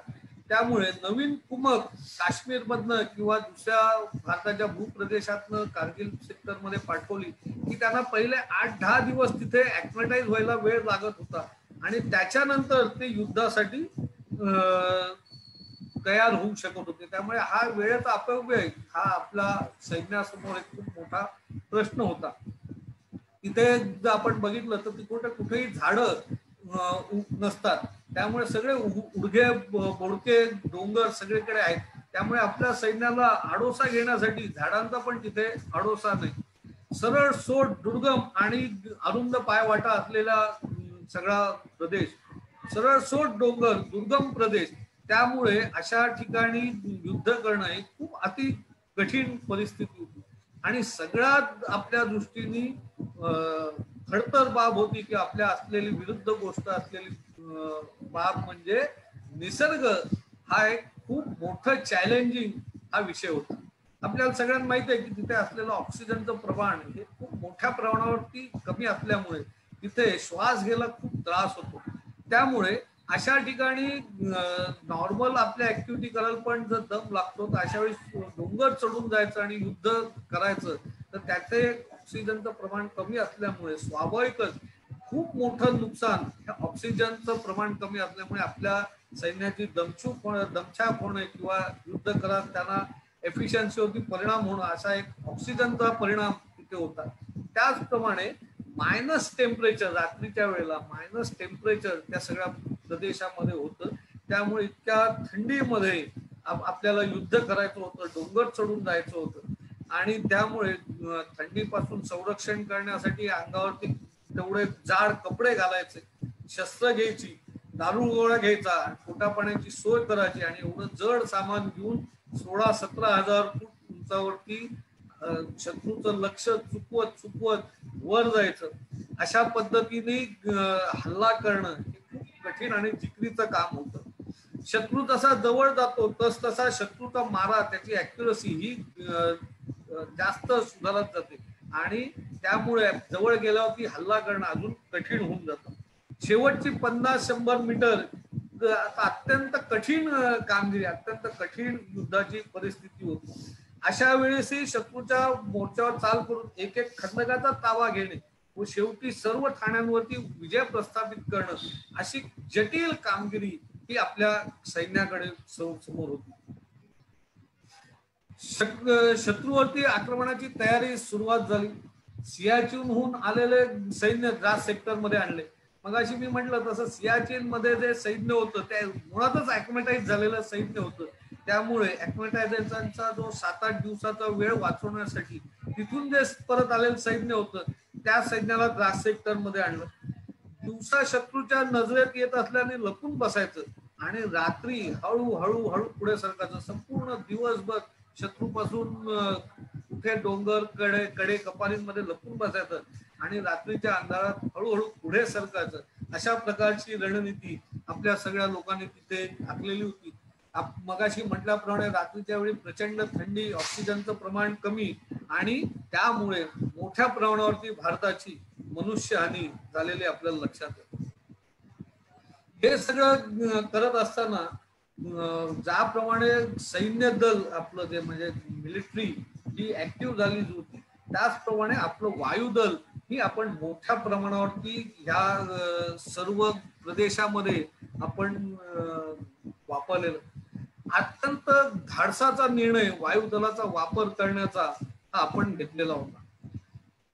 कारण वायुदलाचा वापर करण्यात काही प्रामुख्याने खूप मोठ्या अडचणी होत्या. जर आपल्या वायुदलाला प्रत्युत्तर देण्यासाठी जर पाकिस्तानने आपल्या वायुसेनेचा वापर केला असता तर प्रत्यक्ष युद्धाला सुरुवात झाली असते. मी जसं म्हटलं मगाशी प्रत्यक्ष युद्धाला सुरुवात झाली असती तर आंतरराष्ट्रीय दबाव आला असता, अणुयुद्धाचा धोका होता. त्यामुळे खूप मोठी अडचण वायुसेनेच्या वापरासंबंधात होती. दुसरी गोष्ट होती की अटल बिहारीजींनी जाहीर केलं होतं की आम्ही आमचा ताबा रेषा ओलांडणार नाही आणि शत्रू आपल्या भूप्रदेशामध्ये येऊन ठाण मांडून बसलं होतं. त्यामुळे आपल्या भूप्रदेशातच शत्रूची ठाणी उद्ध्वस्त करायची म्हणजे वायुसेनेने आपल्याच प्रदेशामध्ये बॉम्बिंग करणं खूप आवश्यक होतं आणि हे सगळं करत असताना ताबा रेषा ओलांडायची नाही. अत्यंत ताबा रेषेच्या जवळ 5-7 किलोमीटरच्या अंतरावरतीच पाकिस्तानी सैन्य घुसलेलं होतं. त्यामुळे अशा ताबा रेषेच्या जवळ जाऊन तिथे बॉम्ब टाकायचा आणि परत यायचं. आपल्याला कल्पना असेल की मिग किंवा मिराज विमानांची तासाची गती 900 ते 1200 किलोमीटर आहे. म्हणजे एका सेकंदात काही किलोमीटर हे विमान पुढे जात असतं. त्यामुळे ह्या विमानाच्या वेग लक्षात घेता त्या वेगामध्ये जाऊन बॉम्बिंग करायचं, परंतु 5-7-8 किलोमीटर ताबा रेषा ओलांडायची नाही. किती जिकरीचं काम हे वायुसेनेच्या समोर असेल. अशा प्रकारची परिस्थिती ही वायुसेनेसमोर होती. हे करत असताना खंदक टिपायची आणि त्याच्यावरती बॉम्बिंग करायचं. पर्वत शिखरांवरती ज्या उंचीवरती रॉकेट किंवा बॉम्बचा हे जर मारा करायचा असेल तर रॉकेट किंवा बॉम्ब वर्षाव करण्यासाठी अकस्मात सूर मारून खाली येणे व तेवढ्याच गतीने वर जाणे हे जोखमीचं आणि कौशल्याचं काम होतं. जर समुद्र सपाटीसाठी एखाद्या विमानाला जर वळण घ्यायचं असेल तर साधारण 3-4 किलोमीटरचा परिसर हा लागतो. परंतु जर जसं उंचीवरती जातो त्याच वेळेला त्याची त्रिज्या ही वाढत जाते आणि त्रिज्या वाढते, पण आजूबाजूला डोंगर असल्यामुळे अशा प्रकारचे विमानाला वळण घ्यायला जागा पण कमी, अशा अवघड परिस्थितीमध्ये आपल्याला तिथे वायुसेनेचा वापर करायचा होता. त्याचप्रमाणे शत्रूच्या विमानमेधी क्षेपणास्त्र असल्यामुळे त्याचाही आपल्याला धोका होता. शत्रूच्या मशीन गनचा पण आपल्या विमानांचा धोका होता. अशा सर्व अडचणी असल्यामुळे आपण वायुसेनेचा वापर करायचा की नाही याचा एक प्रश्न आपल्या समोर होता. परंतु एक अत्यंत धाडसाचा आणि अत्यंत पाकिस्तानला हतप्रत करणारा जो निर्णय भारताच्या तत्कालीन प्रधानमंत्री अटल बिहारी वाजपेयींनी घेतला आणि आपण वायुसेनेचा वापर हा कारगिल युद्धामध्ये केलेला आहे. सुरुवातीला सगळी शत्रूची बंकर्स कुठे आहेत, चौक्या कुठे आहेत, सैन्य किती आहेत अशा टेहळण्या करण्यासाठी उठवाडोला, थारू, कोकरथान, सोलालिंग, टायगर हिल, .4338 अशा लक्ष्यांवरती फोटोग्राफी माहिती गोळा करण्यासाठी आपल्या हेलिकॉप्टर्सनी उड्डाण केली आणि मोठ्या प्रमाणावरती तिथून आपण फोटोग्राफी आणि माहिती गोळा केलीचं आपल्याला लक्षात. 26 मेला प्रथमच वायुसेनेचे 40 हल्ले हे आपण केले. MiG-21, MiG-30, 23 अशा प्रकारच्या विमानांनी आपण मोठ्या प्रमाणावरती ते हल्ले केले आणि ज्यावेळेस एक विमान बॉम्बिंग करत असतं तर त्याला संरक्षण देण्यासाठी पण मिग विमानांची आपण तैनाती केली होती. त्याला संरक्षण देण्यासाठी काही विमानं हे आपण तिथे गेली होती. वायुसेनेच्या या वापराच्या निर्णयाने सैन्याची खूप मोठ्या प्रमाणात गाळण उडाली आणि पाकिस्तानी सैन्याचं मनोधैर्य मोठ्या प्रमाणात खच्चीकरण झालं. त्यांना अंदाज नव्हता की भारत हा इतक्या कठीण परिस्थितीमध्ये वायुसेनेला वापर करणं जिथे अत्यंत कठीण आणि अत्यंत जिकिरीचं आहे अशा ठिकाणी वायुसेनेचा वापर करेल याचा पाकिस्तानच्या सैन्याला बिलकुल अंदाज नव्हता. त्यामुळे त्यावेळेस भारतीय विमानं आकाशात येऊन जेव्हा पाकिस्तानी सैन्यावरती आग ओकू लागले, मोठ्या प्रमाणात बॉम्बिंग आणि रॉकेट लॉन्चरचा मारा सुरू झाला, त्यामुळे पाकिस्तानी सैन्याची गाळण उडाली आणि त्यांचं पूर्णपणे मनोधैर्य खच्ची झालेलं होतं.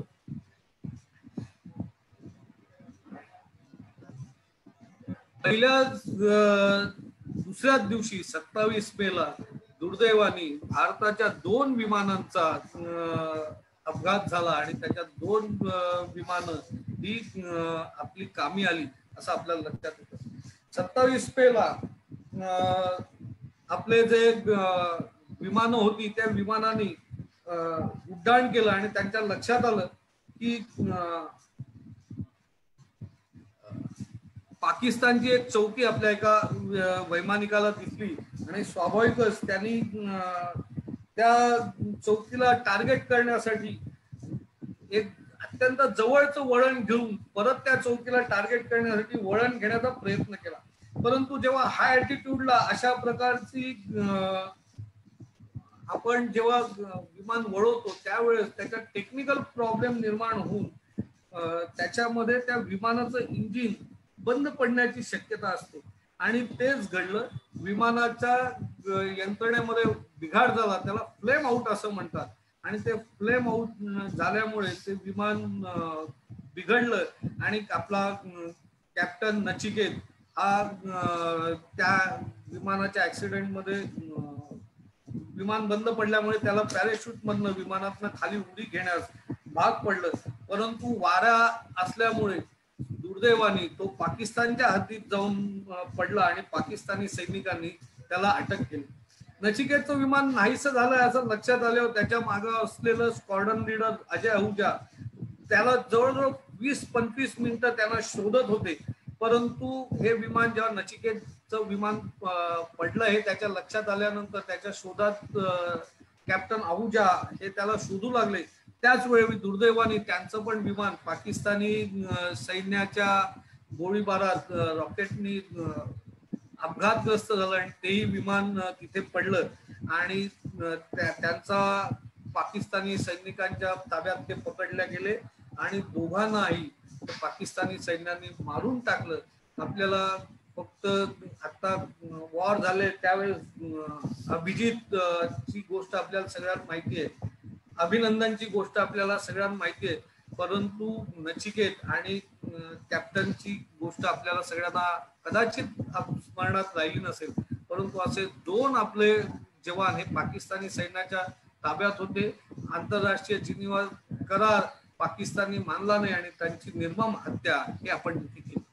या सगळ्या गोष्टीमध्ये आपण मिराज 2000 या विमानांचा वापर या संपूर्ण बॉम्बफेकीमध्ये केलेला आहे. साधारणतः मिग जातीचे जी आहेत ते त्याची ॲक्युरसी त्याच्यामध्ये जी नॉट अटॅक सिस्टीम जी आहे त्याच्यामुळे लेझर किरणाद्वारे लक्ष्याचा वेध करता येतो आणि लेझर गायडेड बॉम्बनी हा लक्ष्यांक एकदम त्याची ॲक्युरसी जवळजवळ 100 ते 200 मीटर जर लक्ष आहे त्याच्या आजूबाजूला 100-200 मीटर तो बॉम्ब जाऊन पडतो, इतकी त्याची ॲक्युरसी असल्यामुळे मिराज 2000 विमानांचा मोठ्या प्रमाणात आपण वापर या सगळ्या युद्धात केलाय आणि त्याच्या ॲक्युरसीमुळे आपल्याला खूप मोठ्या प्रमाणात या युद्धामध्ये फायदा झाल्याचं लक्षात येतं. मिराजच्या लेझर गायडेड बॉम्बची एका बॉम्बची किंमत 1 कोटी रुपये, त्यावरनं आपल्याला साधारण अंदाज येईल की कशा पद्धतीचं युद्ध आपल्याला खर्चिक किंवा आर्थिक दृष्टीने महागात पडलं असेल. साधारण आपण 550 स्ट्राईक मिशन किंवा जे विमानाने जाऊन बॉम्बिंग करायची अशी 550 विमानांच्या द्वारे उड्डाण केलं. 500 उड्डाणं ही बॉम्बिंगसाठी आणि टेहळणी विमानांच्या रक्षणाची, त्यांना स्क्वॉड्रन करण्यासाठी त्यांच्या रक्षणासाठी जवळपास 500 विमानं ही त्यांची उड्डाण केली. 2185 उड्डाणं ही हेलिकॉप्टर्सची उड्डाणं झाली. मोठ्या प्रमाणात सामानांची ने आण करणं आणि जखमी सैनिकांना परत हॉस्पिटलाइज करणं किंवा मृत सैनिकांना त्यांच्या आपदांपर्यंत पोहोचवणं. भारताच्या युद्धाच्या इतिहासात पहिल्यांदाच कारगिल युद्धामध्ये असं घडलं की जवानांची जे मृत जवानांच्या शवाची पूर्णपणे आदर सन्मानाने त्यांच्या कुटुंबियांकडे ती सुपूर्द केली आणि त्याचा सर्वोच्च मान देऊन त्यांचा अंत्यसंस्कार केले गेले. हे आजपर्यंत ह्याच्या कधीही अगोदरच्या युद्धांमध्ये झालेलं नव्हतं. त्यामुळे या मृत सैनिकांना आणण्यासाठी पण मोठ्या प्रमाणात उड्डाणं करायला लागली. दोन्ही हेलिकॉप्टर्स आणि विमानांच्या 3400 उड्डाणांमध्ये फक्त 3 विमानं आपली दुर्घटनाग्रस्त झाली होती. हे सर्व होत असताना देशातील सर्व आपले जे एअरपोर्ट्स आहेत, हवाई दलाचे जे एअरपोर्ट्स आहेत, हे सर्व एअरपोर्ट्स युद्धासाठी सज्ज होते. कारण पाकिस्तानच्या विमानाने जर आपल्याला प्रत्युत्तर देण्यासाठी पुढे आले असते तर सर्व काही युद्ध सुरू झालं असतं. पाकिस्तानची विमानं हवेत उडत होती पण ते आपल्या प्रदेशात गिरट्या घालत होते. त्यांनी कधीही आपल्या विमानांना प्रत्युत्तर देण्याचा प्रयत्न केला नाही, हिंमत दाखवली नाही. त्यामुळे सर्व काही युद्ध काही होऊ शकलं नाही. परंतु आपली देशातील सर्व एअरपोर्ट याचे हवाई दलाचे एअरपोर्ट हे उड्डाणासाठी 24 तास सज्ज होते. एकीकडे आपण मोठ्या प्रमाणावरती हवाई दलाचा वापर हा कारगिल युद्धामध्ये करत असताना दुसरीकडे ऑपरेशन तलवार या नावाने आपण पाकिस्तानची नाकेबंदी केली होती. आपल्याला माहिती आहे 71च्या युद्धामध्ये पण आपल्या नेव्हीने पाकिस्तानच्या कराची बंदरावरती हल्ला केला होता. त्याचप्रमाणे आपली नेव्ही ही सज्ज होती. ईस्टर्न नेव्हल कमांडची बरीचशी जहाजं सिंधू सागर म्हणजे ज्याला आपण अरबी सागर म्हणतो या अरबी सागराकडे सिंधू सागराकडे वळवली होती.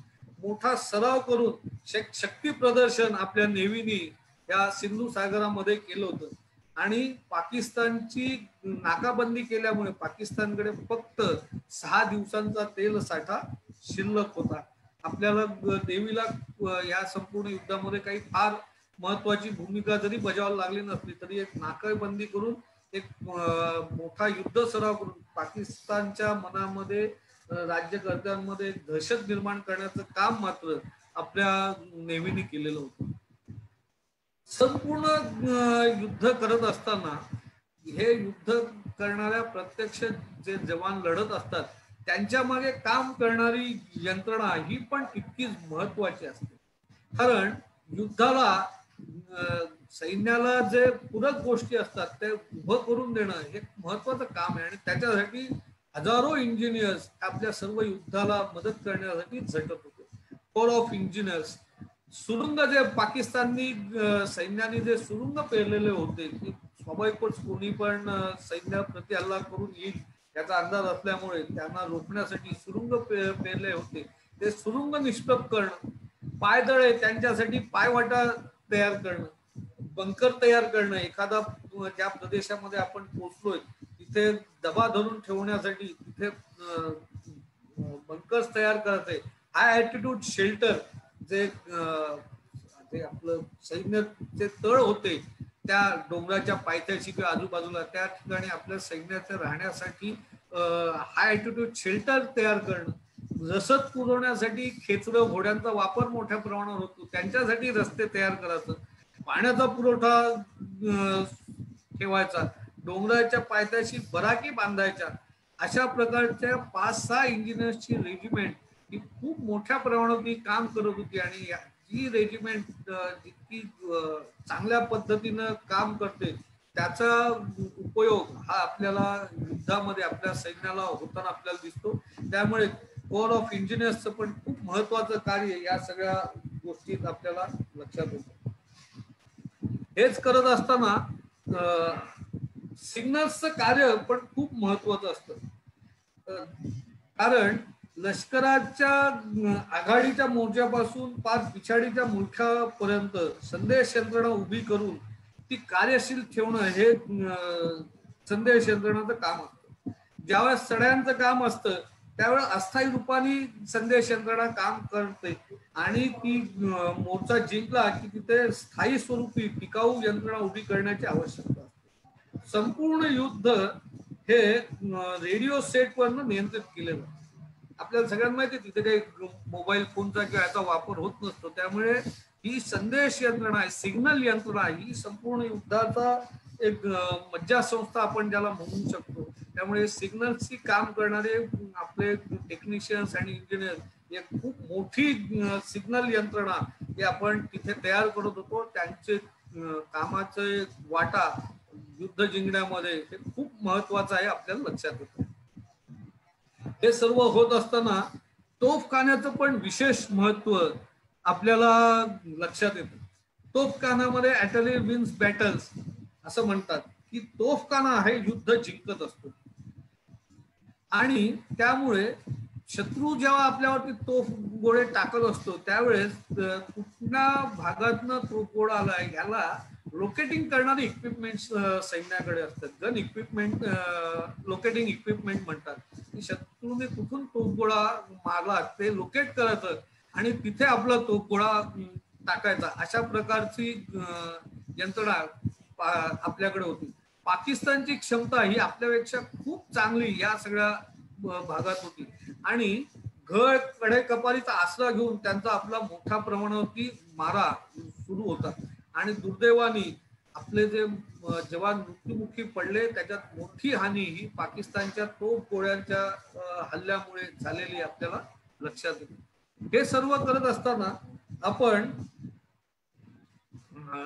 130 मिलीमीटर मीडियम गन, 120 मिमी मोटर्स, 105 मिमी field gun, multi barrel rocket launchers म्हणजे एकाच वेळी त्याच्यातनं 40 रॉकेट टाकू शकतो अशा प्रकारच्या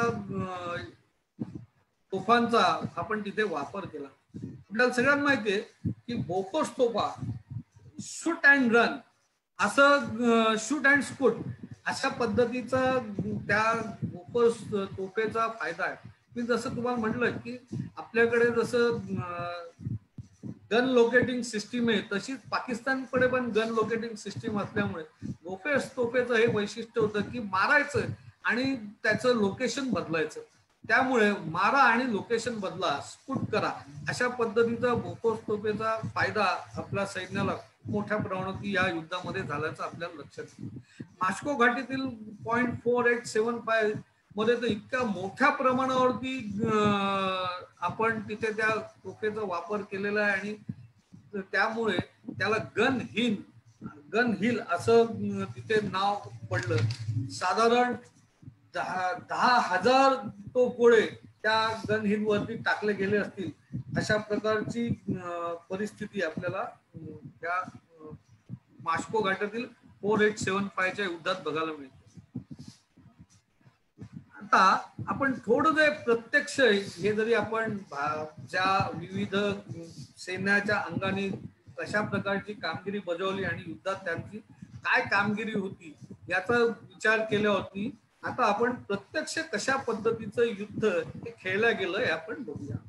आपल्याला सगळ्यांना दिसतोय टोलोलिंग टापू हा नॅशनल हायवे नंबरचे 1च्या अगदी जवळ, म्हणजे 1-2 किलोमीटर एवढंच त्याचं अंतर टोलोलिंगचं असेल.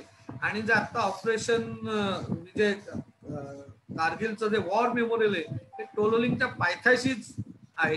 अशा ठिकाणी टोलोलिंग हे आपल्याला एक टापूवरती जिंकायचं, द्रास आणि मास्को विभागात टोलोलिंग जिंकण्यासाठी आपल्या जवानांनी चढाई सुरू केली. टोलोलिंगची हाईट आहे 15,000 फूट. 22 मेला आपण 3 बाजूनी हल्ला केला. 23 मेला सकाळपर्यंत तिन्ही बाजूनी हल्ला थांबला. प्रत्येक रात्री हल्ला सुरू होता. 18 ग्रेनेडियरला हल्ला करूनही यश येत नव्हतं. 30 मे मेजर अधिकारी आणि त्यांची तुकडी बर्बाद बंकर पासून, मगाशी आपण नकाशात बघितलं असेल की बर्बाद बंकर हा टोलोलिंगच्या अगोदरचा एक पडाव होता, तिथून 50-60 फुटांवरती पोहोचले. परंतु त्या ठिकाणी शत्रूचा हल्ला झाला आणि त्याच्यात मेजर अधिकारीचे बलिदान झालं. 3 जूनला 0.4590 आणि टोलोलिंग वरनं दक्षिणेकडनं जोरदार हल्ला सुरू केला. त्या हल्ल्यामध्ये लेफ्टनंट कर्नल विश्वनाथनचं अत्युच्च बलिदान झालं आणि 18 ग्रेनेडियरवरती जबरदस्त प्राणघातक हल्ला झाला. 22 दिवस तिथे प्रयत्न सुरू होत होते. जवळपास 22 युद्ध टोलोलिंग जिंकण्यासाठी युद्ध सुरू होत होतं. सगळ्यात महत्वाचा पडाव होता आणि सुरुवातीलाच भारताला खूप मोठ्या प्रमाणावरती यश येत नव्हतं. 22 दिवसाच्या प्रयत्नानंतर यश येत नाही असं लक्षात आल्यावरती 12 जूनला जे तोफखान्याचे प्रमुख होते ब्रिगेडियर लखविंदर सिंग यांनी असा निर्णय घेतला की आपल्या ज्या बोफोर्स तोफा या डोंगर कपारीच्या मागणं टोलोलिंग वरती हल्ला करतायत, या तोफा सरळ रस्त्यावरती आणल्या आणि सरळ समोरवरनं त्यांनी टोलोलिंग वरती हल्ला चढवला. या एकदम धाडसाच्या निर्णयाने मात्र टोलोलिंगचं पूर्ण चित्र बदलून गेलं आणि खूप मोठ्या प्रमाणात बोफोर्स तोफा समोर येऊन ही आग ओकायला लागल्या. राजपुताना रायफल्सनी टोलोलिंगवरती हल्ला करण्यासाठी 12 जूनच्या रात्रीची निवड केली. मेजर मोहित सक्सेना यांची कंपनी यांनी 0.4590 आणि 12 बंद मोर्चावरती हल्ला केला. 2 मोर्चांवरती हल्ले केले. वायव्य दिशेने मेजर गुप्ता टोलोलिंग टॉप व एरिया फ्लाईट वरती चढाई केली. 100 तोफांनी शत्रूवरती हल्ला केला होता. 10,000 गोळ्यांचा मारा केला. मेजर गुप्ता व 9 साथीदारांना या विजय वीरगती प्राप्त आली. परंतु 12 आणि 13 जूनच्या रात्री टोलोलिंग वरती आपल्याला विजय मिळाला. आपण इथे बघू शकता टोलोलिंग माथा आहे, त्याच्याच खाली हंप म्हणून एक छोटा टापू आहे आणि त्याच्या बाजूला 5140 आहे. टोलोलिंगच्या खाली बर्बाद बंकर आणि 0.4590. आपल्याला लक्षात येत आहे की कशा पद्धतीने आपले ह्याच्यात कुठच्या भागातनं आपलं सैन्य वर गेलं. या नकाशात आपण नीट सगळं बघू शकतोय. टोलोलिंग वरती आपण 12 आणि 13 जूनला विजय प्राप्त केला आणि एखादा त्या आपण इतिहासात छत्रपती शिवाजीच्या इतिहासात म्हणतो की आपण एक गड जिंकला, एक किल्ला जिंकला. अशा प्रकारे आपण एक टापू, एक माथा टोलोलिंग जिंकून आपली विजयाची पहिली सुरुवात टोलोलिंग जिंकून सुरू झाली. 14 जूनला आपण लगेच हंप जिंकले आणि त्याच्यानंतर टोलोलिंगच्या बाजूलाच 0.5140 हा पण टापू जिंकला. 0.5140 हा टायगर हिल पेक्षा 75 मीटरनी उंच आहे. टोलोलिंग आणि 0.410 मगाच्या नकाशात आपण बघितलं की हे दोन्ही जे टापू आहेत, जे डोंगराचे जे कडे आहेत, हे दोन्ही एकमेकांना पूरक असल्यामुळे त्या दोघांवरती एकाच वेळी हल्ला करण्याची आवश्यकता होती आणि म्हणून आपण दोन्ही ठिकाणी एकाच वेळी हल्ला सुरू केला. ज्यावेळेस टोलोलिंगला हल्ला सुरू झाला 12 जूनला रात्री, त्याच वेळेला 0.5140 ला पण 18 गडवाल रायफलनी हल्ला सुरू केला, परंतु पहिल्यांदा त्यांना पराभव आला. 19 जूनला नागा बटालियन पश्चिमेकडून जम्मू आणि काश्मीरचा रायफल दक्षिणेकडून आणि 14 गडवाल पूर्वेकडून हल्ला केला. 13 जॅकरिफचे नेतृत्व विक्रम बत्रा करत होते. सगळ्यांना माहिती आहे की कारगिल युद्धामध्ये सगळ्यात गाजलेलं नाव म्हणजे कॅप्टन विक्रम बत्रा आणि त्यांचं टोपण नाव शेरशाह होते. 1000 फुटावरती पोहोचल्यावर शत्रूंचा आवाज रेडिओ सेटवरती आला, शेरशाह ऊपर आ गए हो, अब नहीं जाओगे. त्याला विक्रम बत्राने उत्तर दिलं की 1 घंटे में देखते हैं कौन ऊपर रहेगा. असं एक ज्याला शूराचं वीराचं एक अत्यंत जबरदस्त प्रतिकूल उत्तर त्यांना दिलं. एका सरळसोट कड्याच्या मार्गाने मित्रांनी फक्त 5 जवानांसह चढाई केली. बत्रांनी पहिल्याच संघर्षमध्ये 2 हँड ग्रेनेड फेकले आणि ते दोन्ही संघ उद्ध्वस्त केले. या सगळ्या झटापटीत विक्रम बत्रा स्वतः जखमी झाले, परंतु त्याही जखमी अवस्थेत ते 3 शत्रूंचे एकटे लढले आणि त्या 3 शत्रूंचा त्यांनी तिथे खात्मा केला आणि 0.5140 हे जिंकल्यावरती विक्रम बत्रांनी आपल्या रेडिओ संदेशाद्वारे कमांडिंग ऑफिसरला कळवलं, सर ये दिल मांगे मोर. हेही वाक्य या सगळ्या कारगिल युद्धाचं एक मोठं प्रसिद्ध वाक्य, ये दिल मांगे मोर असं एक जे वाक्य झालं, हे वाक्य 0.5140च्या विजयानंतर विक्रम बत्रांनी आपल्या कमांडिंग ऑफिसरला कळवलं की दिल मांगे मोर, अजून आम्हाला विजय प्राप्त करायचा आहे, अजून आम्हाला दुसऱ्या कड्यावरती, अजून दुसऱ्या डोंगरावरती चढाई करून जायचं आहे. अशा प्रकारची एका पाठोपाठ एक विजयाची परंपरा भारतीय सैन्याची सुरू झाली. या सगळ्या परिसरामध्ये द्रास मास्को जो विभाग आहे त्या विभागामध्ये 3 पिंपल्स आहे, 0.5100 आहे, 0.4700 आहे, 0.4875. बटालिक विभागात जुब्बा रिज आहे, खालुबार रिज आहे, 0.4812 आहे, 0.5250 आहे, 0.5287 आहे, थारू मुथादालो अशा सर्व टापूंवरती, अशा सर्व डोंगरांवरती एका वेळेस चढाई चालू होती. मोठ्या प्रमाणावरती युद्ध चालू होतं आणि सगळ्यात महत्वाची चढाई आणि संपूर्ण युद्धाला जे कलाटणी देणारं जे हल्ला होता किंवा जो विजय होता तो म्हणजे टायगर हिलचा. टायगर हिलची उंची साधारण 18,000 फूट उंच आहे. द्रास मास्को विभागातील लष्करी डावपेचाच्या दृष्टीने सर्वात महत्वाचा भाग. आपण ह्या जर नकाशा जर बघितला, त्या नकाशामध्ये जो लाल गोल केलेला आहे ते द्रास टाउन आहे, द्रास शहर आहे. म्हणजे इतकं सहज टायगर हिल वरनं तो द्रास वरती त्या टापूमध्ये त्याच्यावर भेदू शकतो. त्याचप्रमाणे हा एक भगवा रंगाची जी पट्टी गेलेली दिसतोय, जो रस्ता एक लाईन दिसते, तो म्हणजे नॅशनल हायवे नंबर 1.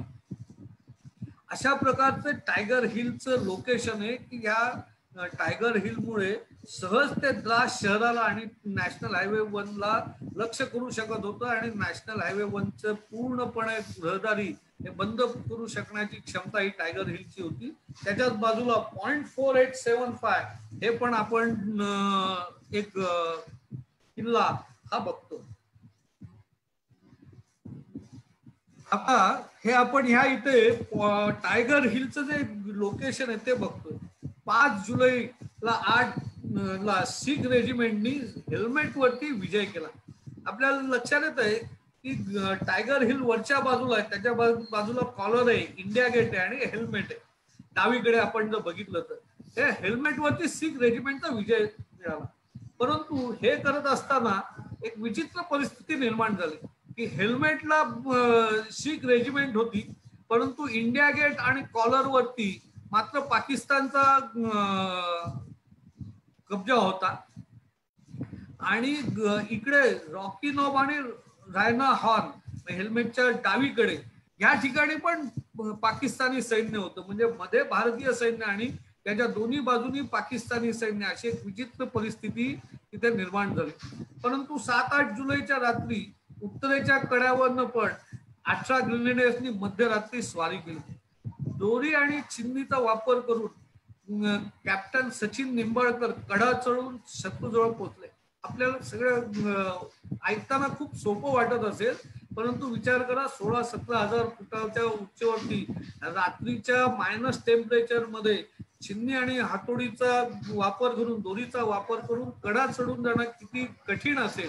समोरनं शत्रूचं सैन्य बॉम्बिंग करताय आणि अशा प्रकारच्या शत्रूच्या माराला चुकवत कडा चढून जायचा. गोळ्यांचा वर्षाव सुरू झाला आणि कॅप्टन सचिन निंबाळकरांनी बिनतारीद्वारे आपल्या बोफोर्स तुकडीशी संपर्क साधला आणि त्यांना सांगितलं की तुम्ही मारा करा. अत्यंत हिमतीचा असा हा संदेश होता. कारण जर आपल्या बोफोर्सच्या माराचा थोडा जरी अंदाज चुकला असता तरी आपल्या सैनिकच्या अंगावरती आपले बोफोर्सच्या तोफांचे गोळे येऊन पडले असते.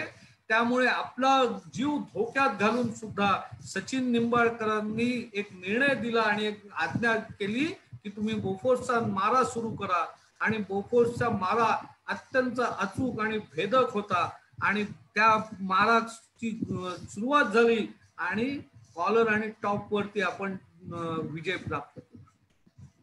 8 शीखने इंडिया गेट जिंकले आणि 11 जुलैला रॉकी नॉब हायनॉर जिंकून संपूर्ण टायगर हिल वरती विजय प्राप्त केला.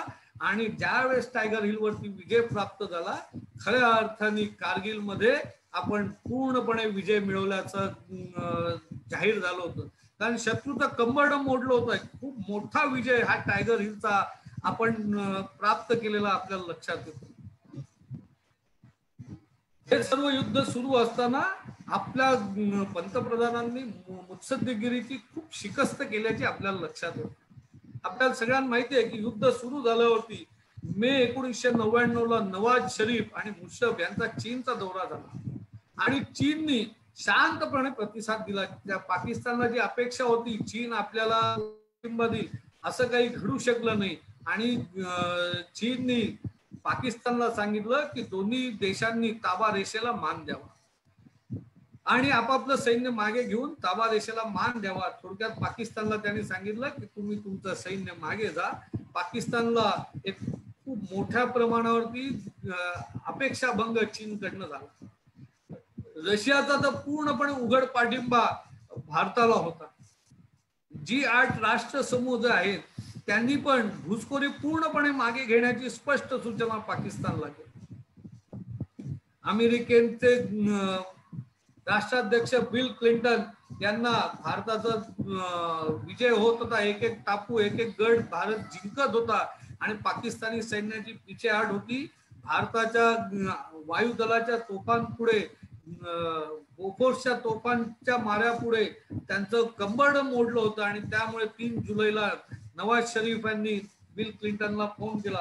संपूर्ण जगभरातून पाकिस्तानवर तर दडपण येत होतं. पाकिस्तानचे जे मनसुबे होते, जे अंदाज होते की संपूर्ण जग भारतावरती दडपण आणेल आणि भारतावरती दडपण आणून युद्ध थांबवायला सांगेल, की काश्मीर प्रश्नाचं आंतरराष्ट्रीयकरण होईल, याच्या सगळ्या विपरीत गोष्टी घडत होता. कारण भारताचं राजकीय नेतृत्व अत्यंत मुत्सद्देगिरीप्रमाणे अत्यंत एक एक पावलं खूप शहाणपणाने मुत्सद्देगिरीने उचलत होते. संपूर्ण देशभर भारत सरकारचे मंत्री जाऊन, जगभर भारत सरकारचे मंत्री जाऊन एक एक राष्ट्राध्यक्षांना भेटत होते, भारताची भूमिका सांगत होते आणि त्याचा पाठिंबा भारताला मिळत होता. जगामध्ये पाकिस्तानी एकेकी पडलं आणि नवाज शरीफ बिल क्लिंटन यांना भेटायला अमेरिकेत गेले. स्वाभाविकच बिल क्लिंटननी नवाज शरीफ अमेरिकेला आल्यावरती भारताचे प्रधानमंत्री अटल बिहारी वाजपेयी यांना फोन करून अमेरिकेला येण्याचं निमंत्रण दिलं. परंतु आम्ही कुठच्याही परिस्थितीमध्ये अमेरिकाला येणार नाही, पाकिस्तानने आपलं सैन्य मागे घेतलं पाहिजे, आम्हाला द्विपक्षीय संबंधामध्ये द्विपक्षीय चर्चेमध्ये कुठल्याही तिसऱ्या पक्षाची मध्यस्थी नको, असं ठामपणे कणखरपणे ठणकावून भारताच्या प्रधानमंत्री अटल बिहारी वाजपेयी यांनी अमेरिकेच्या राष्ट्राध्यक्षांनी सांगितलं. कारण एक देशभक्त, राष्ट्रभक्त आणि देशाचं हित सर्वतोपरी मानणारा देशाचा पंतप्रधान होता. ते कुठच्याही अमेरिकेच्या दबावाला बळी पडले नाहीत आणि अमेरिकेला अटल बिहारी वाजपेयी जाण्यास संपूर्णपणे स्पष्टपणे नकार दिला. नाईलाज असतो नवाज शरीफ आणि बिल क्लिंटन यांची 4 जुलैला भेट झाली आणि त्यांनी दोघांच्या सहीने पत्रक बाहेर काढलं. त्या पत्रकामध्ये पाकिस्तानने पूर्णपणे माघारीची तयारी पाकिस्तानने दर्शवलेली होती आणि त्याचप्रमाणे पाकिस्तानने हे मान्य केलं होतं. पाकिस्तान आणि अमेरिकेने सूचना केली होती की भारत आणि पाकिस्तानातील प्रश्न लाहोर ठरावाच्या अनुषंगाने सोडवावे. जो ठराव 21 फेब्रुवारी 1998 ला अटल बिहारी वाजपेयींनी लाहोरमध्ये जाऊन केला होता, त्याच ठरावाच्या अनुषंगाने दोन्ही देशांमधील प्रश्न सोडवावेत अशा प्रकारचं एक पत्र हे क्लिंटन आणि नवाज शरीफ यांनी अमेरिकेमध्ये प्रसिद्ध केलं. एका बाजूनी शत्रू राष्ट्राला प्रत्यक्ष रणभूमीवरती धूळ आपण चालत होतो आणि मुत्सद्देगिरी करून संपूर्ण जगामध्ये पाकिस्तानला एकटं पाडण्यासाठी भारताची परराष्ट्र मंत्रालय आणि एकूणच राजकीय नेतृत्व मुत्सद्देगिरीची शिकस्त करत होती आणि दोन्हीकडे युद्धावरती आणि आंतरराष्ट्रीय स्तरावरती पाकिस्तानचा पराभव होत होता. या संपूर्ण युद्धामध्ये 461 सैनिकांचा जीव आपल्याला प्राणाची आहुती पडली, त्यांचं बलिदान दिलं. मोठ्या प्रमाणात त्याच्या लष्करी अधिकारीचा पण सहभाग आहे. 683 सैनिक त्या संपूर्ण युद्धामध्ये जखमी झाल्याचं आपल्याला लक्षात येतं. पाकिस्तानची प्राणहानी 745 आहे. आपल्याला सगळ्यांना माहिती आहे मोठ्या प्रमाणात पाकिस्तानची प्राणहानी झाली. मोठ्या प्रमाणात पाकिस्तानी सैन्याचे शव भारत सैन्याच्या ताब्यात आलं. आपण ते शव जिनिव्हा करारानुसार, आंतरराष्ट्रीय करारानुसार आपण पाकिस्तानला देण्यास आपण सांगितलं की तुमच्या सैन्याचं शव स्वीकारा, परंतु पाकिस्तानी सैन्याची हिम्मत झाली नाही की आपल्या सैन्याचे शव स्वीकारायची. एकीकडे भारत सरकार अत्यंत कठीण परिस्थितीतनं पण अतिशय सन्मानपूर्वक जे जवान मृत्युमुखी पडले, जे जवान शहीद झाले, यांचा शव त्यांच्या कुटुंबियांना देऊन त्यांचा सन्मानाने अंत्यसंस्कार करणारं भारत सरकार आणि आपल्या जवानांची शव नाकारणारं पाकिस्तानी सरकार आपल्याकडे चांगुलपणा असल्यामुळे, सद्गुण असल्यामुळे भारतीय लष्कराने पाकिस्तानी सैन्याचा अत्यंत सन्मानपूर्वक अंत्यसंस्कार केले. कारण ते पण वीरमरण प्राप्त झालेले होते. युद्धामध्ये कुठचाही मृत्युमुखी जो होतो ते वीरगती प्राप्त होते. ही आपली हिंदू परंपरा, हा हिंदू विचार आहे. त्या हिंदू विचाराप्रमाणे आपण पाकिस्तानी सैन्याचे अंत्यसंस्कार त्यांच्या पद्धतीप्रमाणे केले.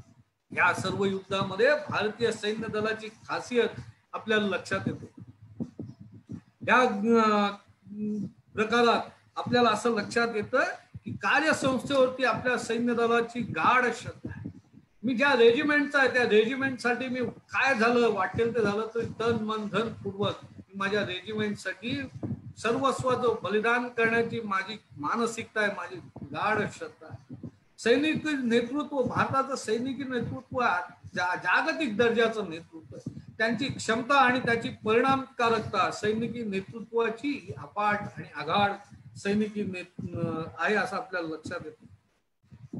आपल्याला एक गोष्ट लक्षात ठेवण्याची गोष्ट आहे की भारतीय सैनिकी नेतृत्व हे कधीही आपल्या जवानांना पुढे करत नाही.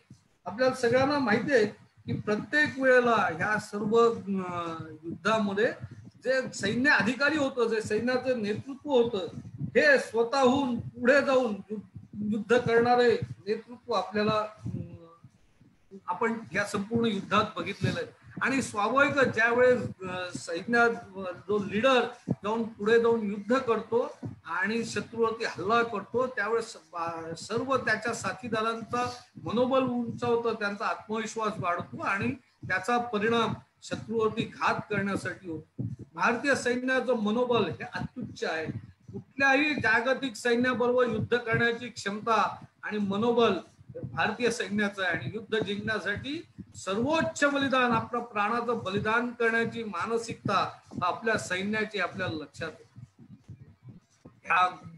सर्वोच्च बलिदान करण्याची जी मानसिकता आहे, या मानसिकतेतनं काही थोर ज्यांनी वीर मरण प्राप्त केलं अशा काही जणांचा परिचय मी करून देतो, ज्यांना परमवीर चक्र देऊन भारत सरकारने गौरव केला.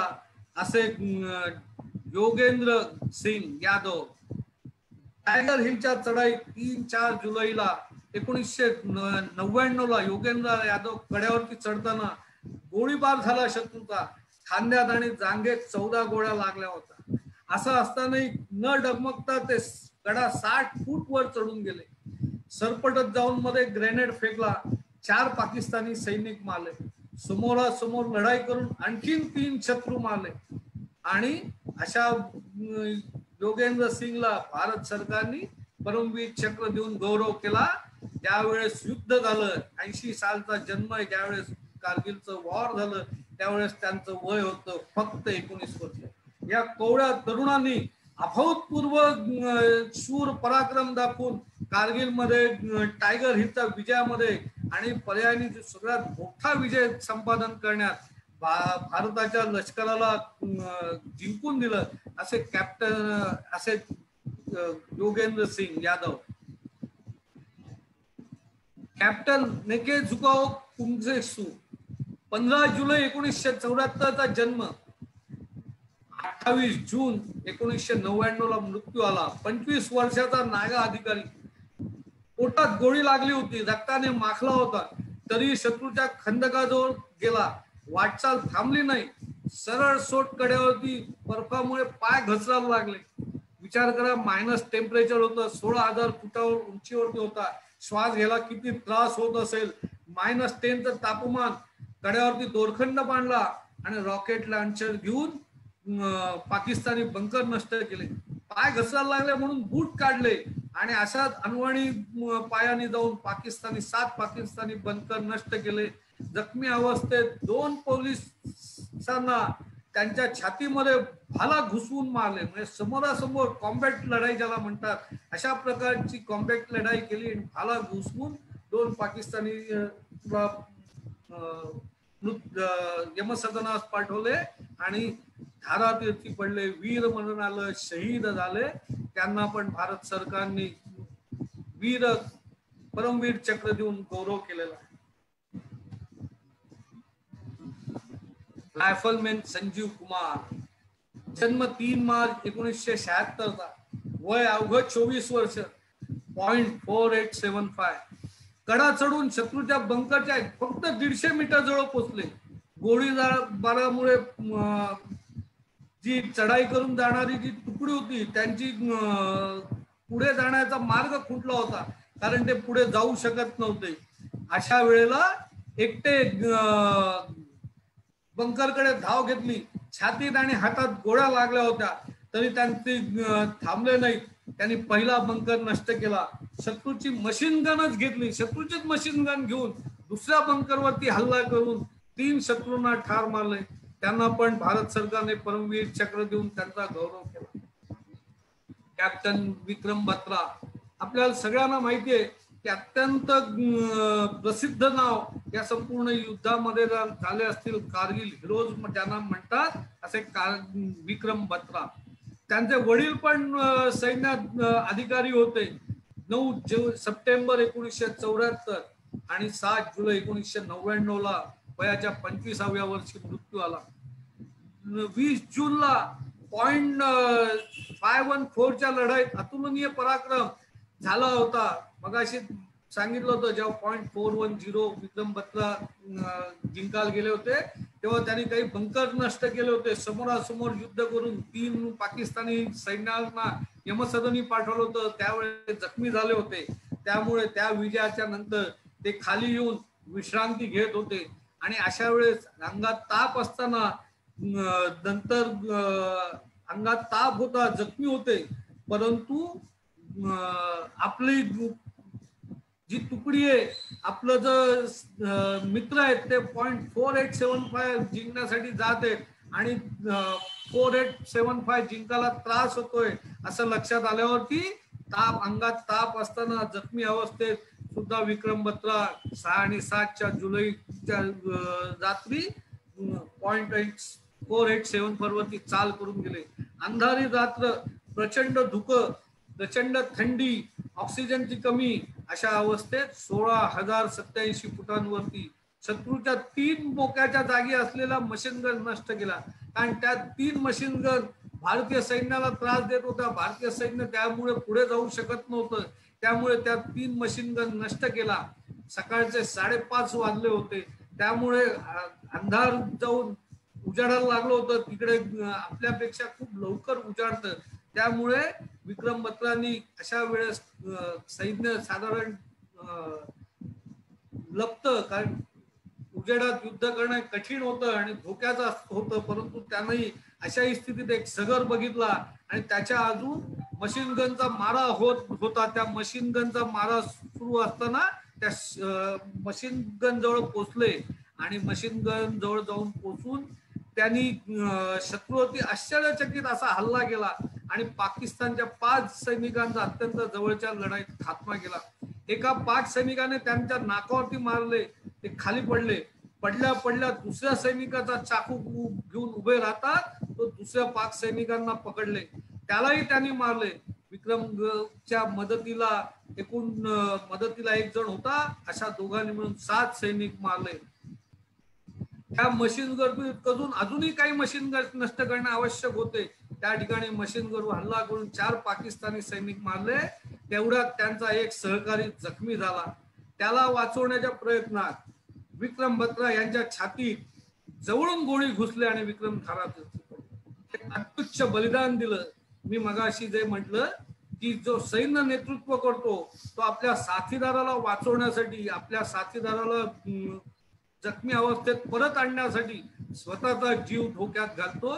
अशी जेव्हा आदर्श उदाहरणं जवानांच्या समोर येतात त्यावेळेस ते जवान आपलं अत्युच्च बलिदान देण्यास सज्ज होत असतात.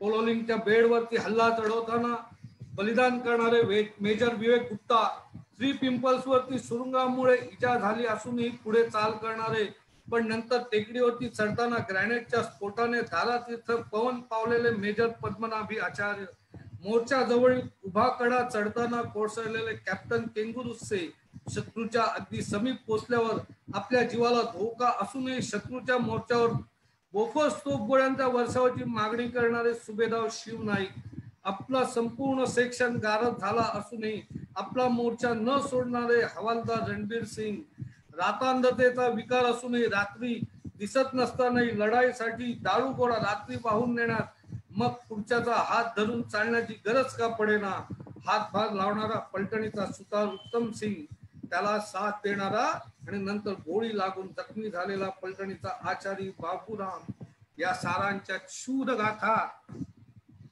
या कारगिलच्या विजयामध्ये आहे. अशा असंख्य शूर पराक्रमी तरुणांच्या विजयामुळे आपण कारगिल मध्ये मोठा विजय संपादन केला. भारत सरकारकडे पाकिस्तानच्या सैन्यांनी सेफ पॅसेज मागेला. भारतीय सैन्याचा इतका मोठा प्रहार पाकिस्तानी सैन्यावरती होता. 4ही बाजूनी भारतीय सैन्य पाकिस्तान तुटून पडलेलं होतं, पराक्रमाची शिकस्त करत होते. भारतीय सैन्याच्या पराक्रमास पुढे पाकिस्तानचं सैन्य गलित गात्र जात होतं, घाबरलेले होते आणि पळून जाण्यासाठी प्राणाची भीक मागत होते आणि विनवणी करत होते, गुडघ्यावरती टेकून प्राणाची भीक मागत होते की आम्हाला परत जायला सेफ पॅसेज द्या, आम्हाला परत जायला सेफ पॅसेज द्या. आणि भारत सरकारने त्यांना, भारतीय सैन्याने त्यांना दया दाखवून त्यांना परत जाण्यासाठी सेफ पॅसेज दिला. आणि अशा प्रकारे कारगिलचं एक मोठं विजय आपण 26 जुलैला संपादन केलेला आहे. असंच ह्या विजयाच्या स्मरणार्थ कारगिल रुला वॉर मेमोरियल टोलोलिंगच्या पायथ्याशी ऑपरेशन विजयचं कारगिलचं वॉर मेमोरियल हे आपण बघू शकतो. माझी सर्वांना विनंती आहे की सर्वांनी जरूर ह्या कारगिलच्या वॉर मेमोरियलला भेट द्यावी. त्या भूप्रदेशामध्ये गेल्याशिवाय तिथले सैनिक कशा प्रकारचे लढले असतील, कसा निसर्ग विरोधात असताना कशा प्रकारे त्यांनी युद्ध केलं असेल याची कल्पना आपण करू शकणार नाही. आपण कायम इतिहासात एक गोष्ट ऐकतो की आधी कोडीन कोंढाण्याचे मग रायबाचं. वीर नरवीर तानाजीचं हे वाक्य आधी लगीन कोंढाण्याचं मग रायबाचं. जरा विचार करा की सर्व मंडळी 25, 26, 27, 20 वर्षाची, एकाही या तरुणाचं वय 30 वर्षाचं नसेल. सगळी कोणी तरुण मुलं होती. कोणाचे तरी आई वडील आजारी असतील, कोणाचे आई वडील वृद्ध असतील, कोणाचं तरी नुकतंच लग्न झालं असतील, परंतु ह्यांनी कोणाच्या कुटुंबाचा विचार केला नाही. आपल्या पत्नीचा मुलांचा विचार केला नाही. कोणाच्या तरी बहिणीचं लग्न होणार असेल, यांनी आपल्या परिवारापेक्षा आपला देश मोठा मानला आणि या देशासाठी आपलं सर्वस्व बलिदान त्यांनी या ठिकाणी केलंय. हे सर्वच जण नरवीर तानाजी प्रमाणेच खूप शूर आणि पराक्रम होते. हे सगळेजण म्हणाले की आधी लगीन कोंढाण्याचं मग रायबाचं, आधी लगीन टोलोलिंगचं मग आमच्या कुटुंबाचं. असंख्य महिला ह्या विधवा, तरुणपणी विधवा झाल्या असतील, अनेक लहान मुलं अनाथ झाले असतील, परंतु देश जर सर्वोच्च स्थानी मानला तर एक मोठा विजय, खडतर विजय पण आपण प्राप्त करू शकतो. त्यामुळे माझी सर्वांना विनंती आहे, कारगिल वॉरला भेट द्यावी. हा जो कलश आहे, हा ह्या कारगिल वॉर मध्ये जे शहीद झाले, जे हुतात्मा झाले, त्यांच्या अस्थींचा कलश आहे. त्या अस्थींच्या कलशाला वंदन करून मी माझं आजचं वक्तव्य संपवतो. भारत माता की जय. आज मला या कार्यक्रमाच्या निमित्ताने राज्याभिषेक समारोह संस्था ठाणे यांनी मला विषय मांडण्यासाठी आज वेळ दिला. त्याबद्दल मी राज्याभिषेक समारोह संस्था ठाणे यांचे आभार व्यक्त करतो. धन्यवाद.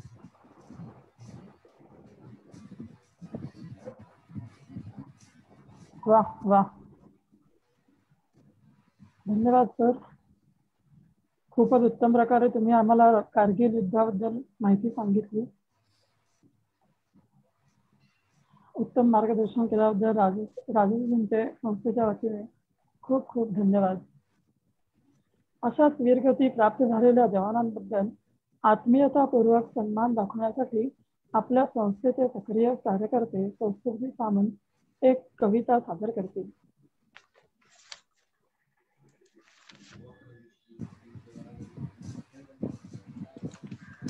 धन्यवाद चिन्मय. आवाज येतोय माझा?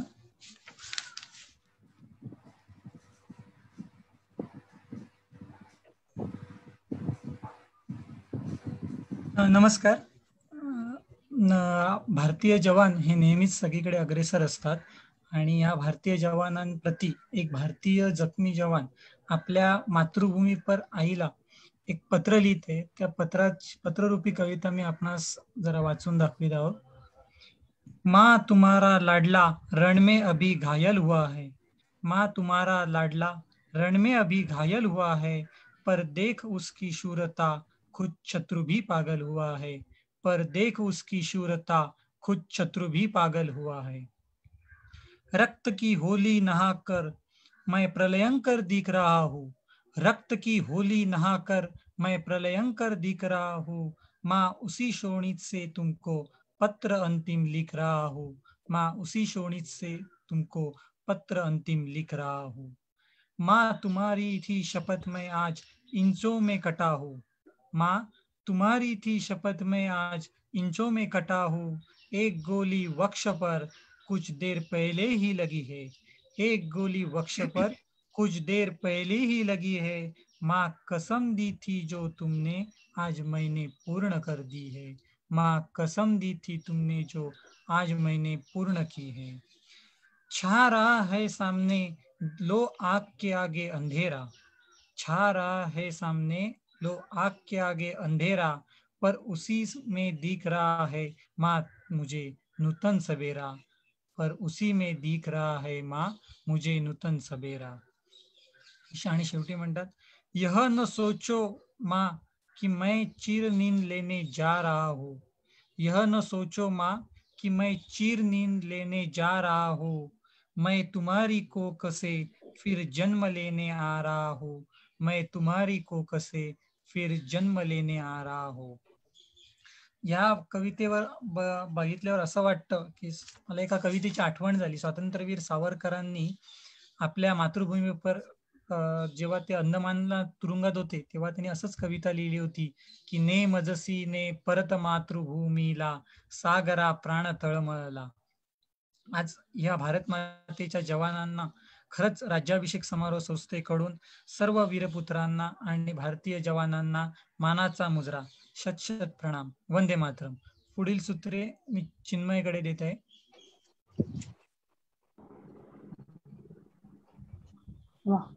खूपच हृदयाला स्पर्श करणारे असे सैनिकाने आईला लिहिलेली एक कविता होती, एक चिठ्ठी होती. धन्यवाद कौस्तुभ. आता चिरंतनाजी दीक्षित मॅडम वंदे मातरमचे गायन करतील आणि कार्यक्रमाची सांगता होईल.